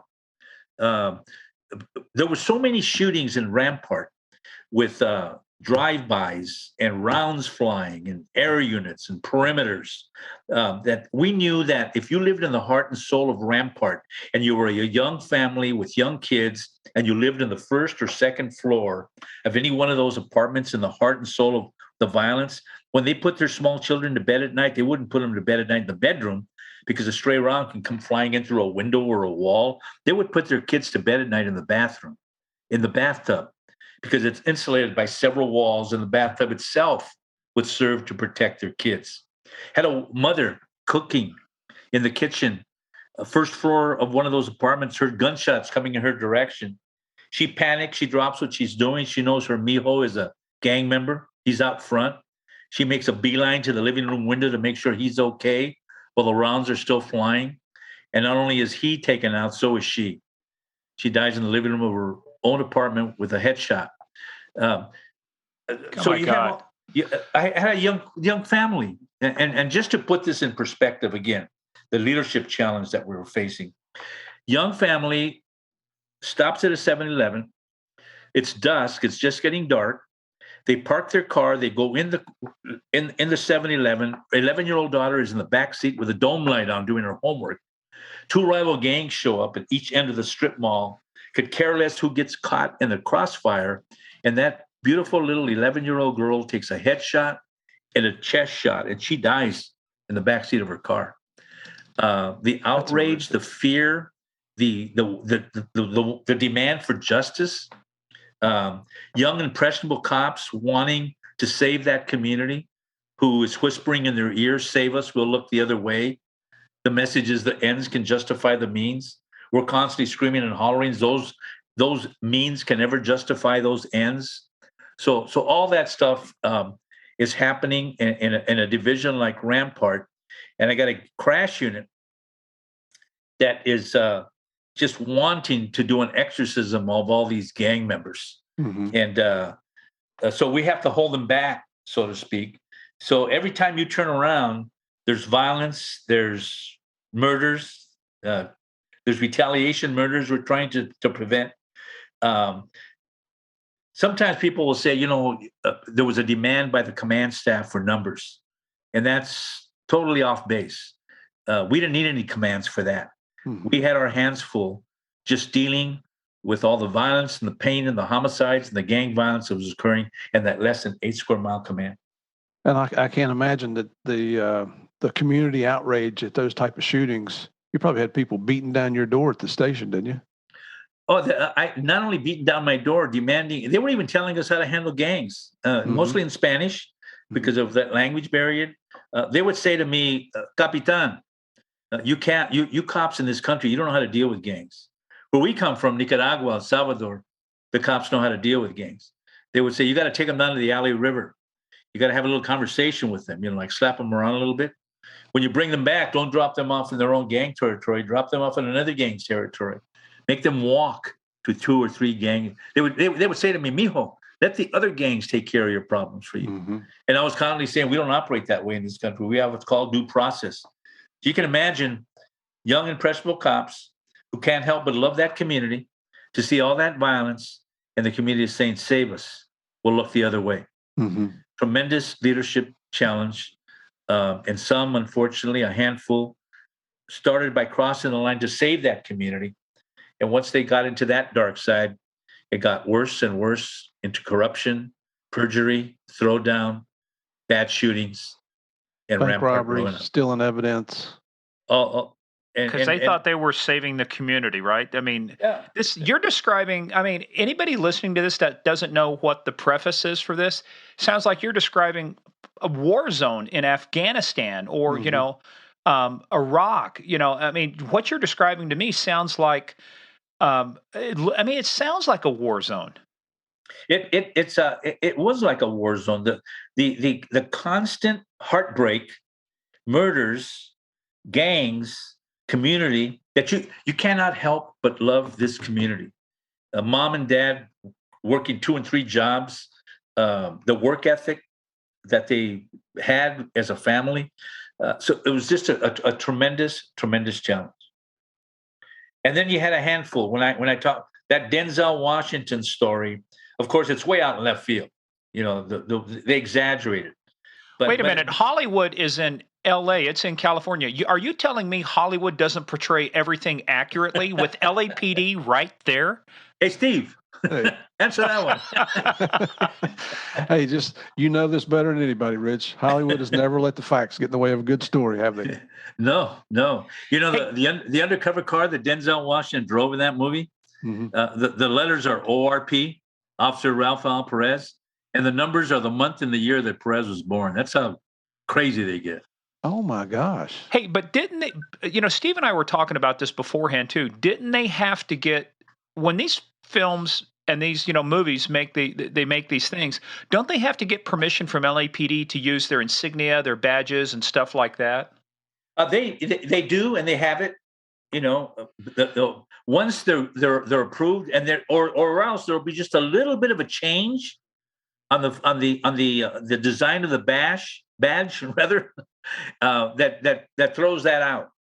In terms of, but once they get the trademark and they can do it, others can follow suit with that. So why would LAPD give permission for a movie like Training Day? I get it, that they're trying to make a movie, but why would they cooperate or even help make a movie like that? Well, we didn't really help them. They might have a technical advisor that's an off-duty cop from LAPD, but the way we can control that is any off-duty job that any LAPD officer desires to partake in requires a work permit. It has to be approved by the command and by bureau. And there's minimums. You can't work off duty in uniform except very few select assignments. You can't work more than 20 hours a month off duty, no matter what you're doing. Even if you're an usher in a church, it's controlled so that you don't go overboard. So any off-duty officer that's working any off-duty job, the department has to be aware of it. It has to be approved at different levels, and there's minimums that can be had in doing that. Of course, those guys that worked off duty for Death Row Records probably wasn't even aware of it. But we do try to control that to this day.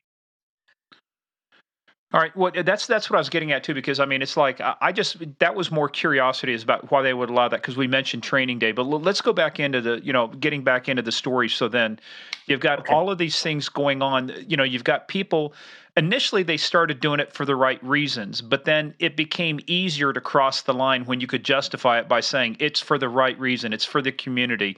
I'm just trying to help them. I plant a little piece of evidence here. It's all for the greater good. Corruption doesn't happen in a vacuum. People don't wake up one day and go into the dark side. It happens incrementally. A slow but incremental violation of virtue and honor and duty and rationalization. We're doing it for the noble cause. We're doing it for the greater good. The community is asking us to protect them. How we start to rationalize our indiscretions. The best example I give is the frog in the boiling pot of water. And that includes dealing with it too, by the way. So you put a frog in a bottle, you know how that story goes. The frog will jump right out. You put that same frog, and that frog could be Rampart Division, in that same pot of water, which is the environment, Rampart Division as a whole, that frog is Rampart cops for all intents and purposes.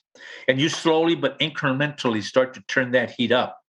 That frog will become inured to that heat. That heat will become white noise to that frog. And then that frog will boil to death. And when that frog is croaking, it'll say, how in the hell did that happen? How did I not see it coming? Yeah. So here I am in a pot of boiling water and I didn't see it. Well, my example when we talked earlier, I said it's the equivalent of if we went out to McDonald's and ate a Big Mac and the next day we gained 50 pounds, people would go, "Whoa, can't do that," but it's this incremental thing. It's a little bit today, it's a little bit tomorrow. Nobody notices the weight gain over time, in increments. It's just these small degrees. And so if I moved you 10 feet in a second, you'd notice that. But if I spent an hour moving you 10 feet, you just get used to it. To your point, it's just that's why people don't understand sometimes. They say, well, you guys are just corrupted. This is the way you've always been. No, sometimes you don't even know you've gotten that far until somebody changes your frame of reference. Exactly. And from a police leadership supervisory standpoint, particularly today's, and the potential for Rampart, as far as I'm concerned, is very, very prominent because of the legitimacy crisis that law enforcement is facing, where cops are fed up, burned out, depolicing, disengaging. I've been involved in law enforcement for 56 years, and I've seen the community, the love-hate relationship we have with the community, and how cops get caught in the middle in terms of disillusionment or depolicing or disengaging. If they don't care, I don't care. And that is a tremendous challenge of leadership that falls right on the shoulders, first and foremost, of sergeants in any law enforcement agency, to sit and talk and deal with that with his officers. And unfortunately, many of those same sergeants are caught up with the same fed up attitude. So it doesn't happen in a vacuum. It happens incrementally.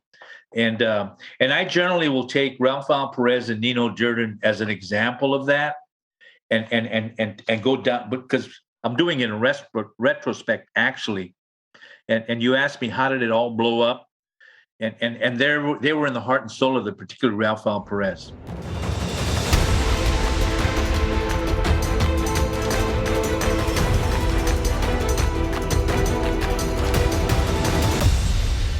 Hey, players, that's the end of part one with Captain Rich Meraz and the LAPD Rampart scandal. As you can see, Rich is putting it all on the table. He's putting it out there for everybody to see. He's being transparent, authentic, and we've got a lot more stuff coming up in part two. In the meantime, go visit our webpage, gameofcrimespodcast.com. You're going to see a lot of pictures from Rich and his time on the LAPD that go with this episode. Also, visit us on the socials, at Game of Crimes on Twitter, at Game of Crimes Podcast on Facebook and the Instagram, and go hit us up at patreon.com/Game of Crimes. We've got a new segment out called 911, What's Your Emergency? Got a lot of great feedback about that. I surprised Murph with a 911 call, see if he can figure it out, and then we walk through the facts of the case. So go over to patreon.com/Game of Crimes. It's going to be a ton of fun. All right, guys, stay tuned. Part two, Captain Rich Meraz and the LAPD Rampart scandal, coming out Thursday.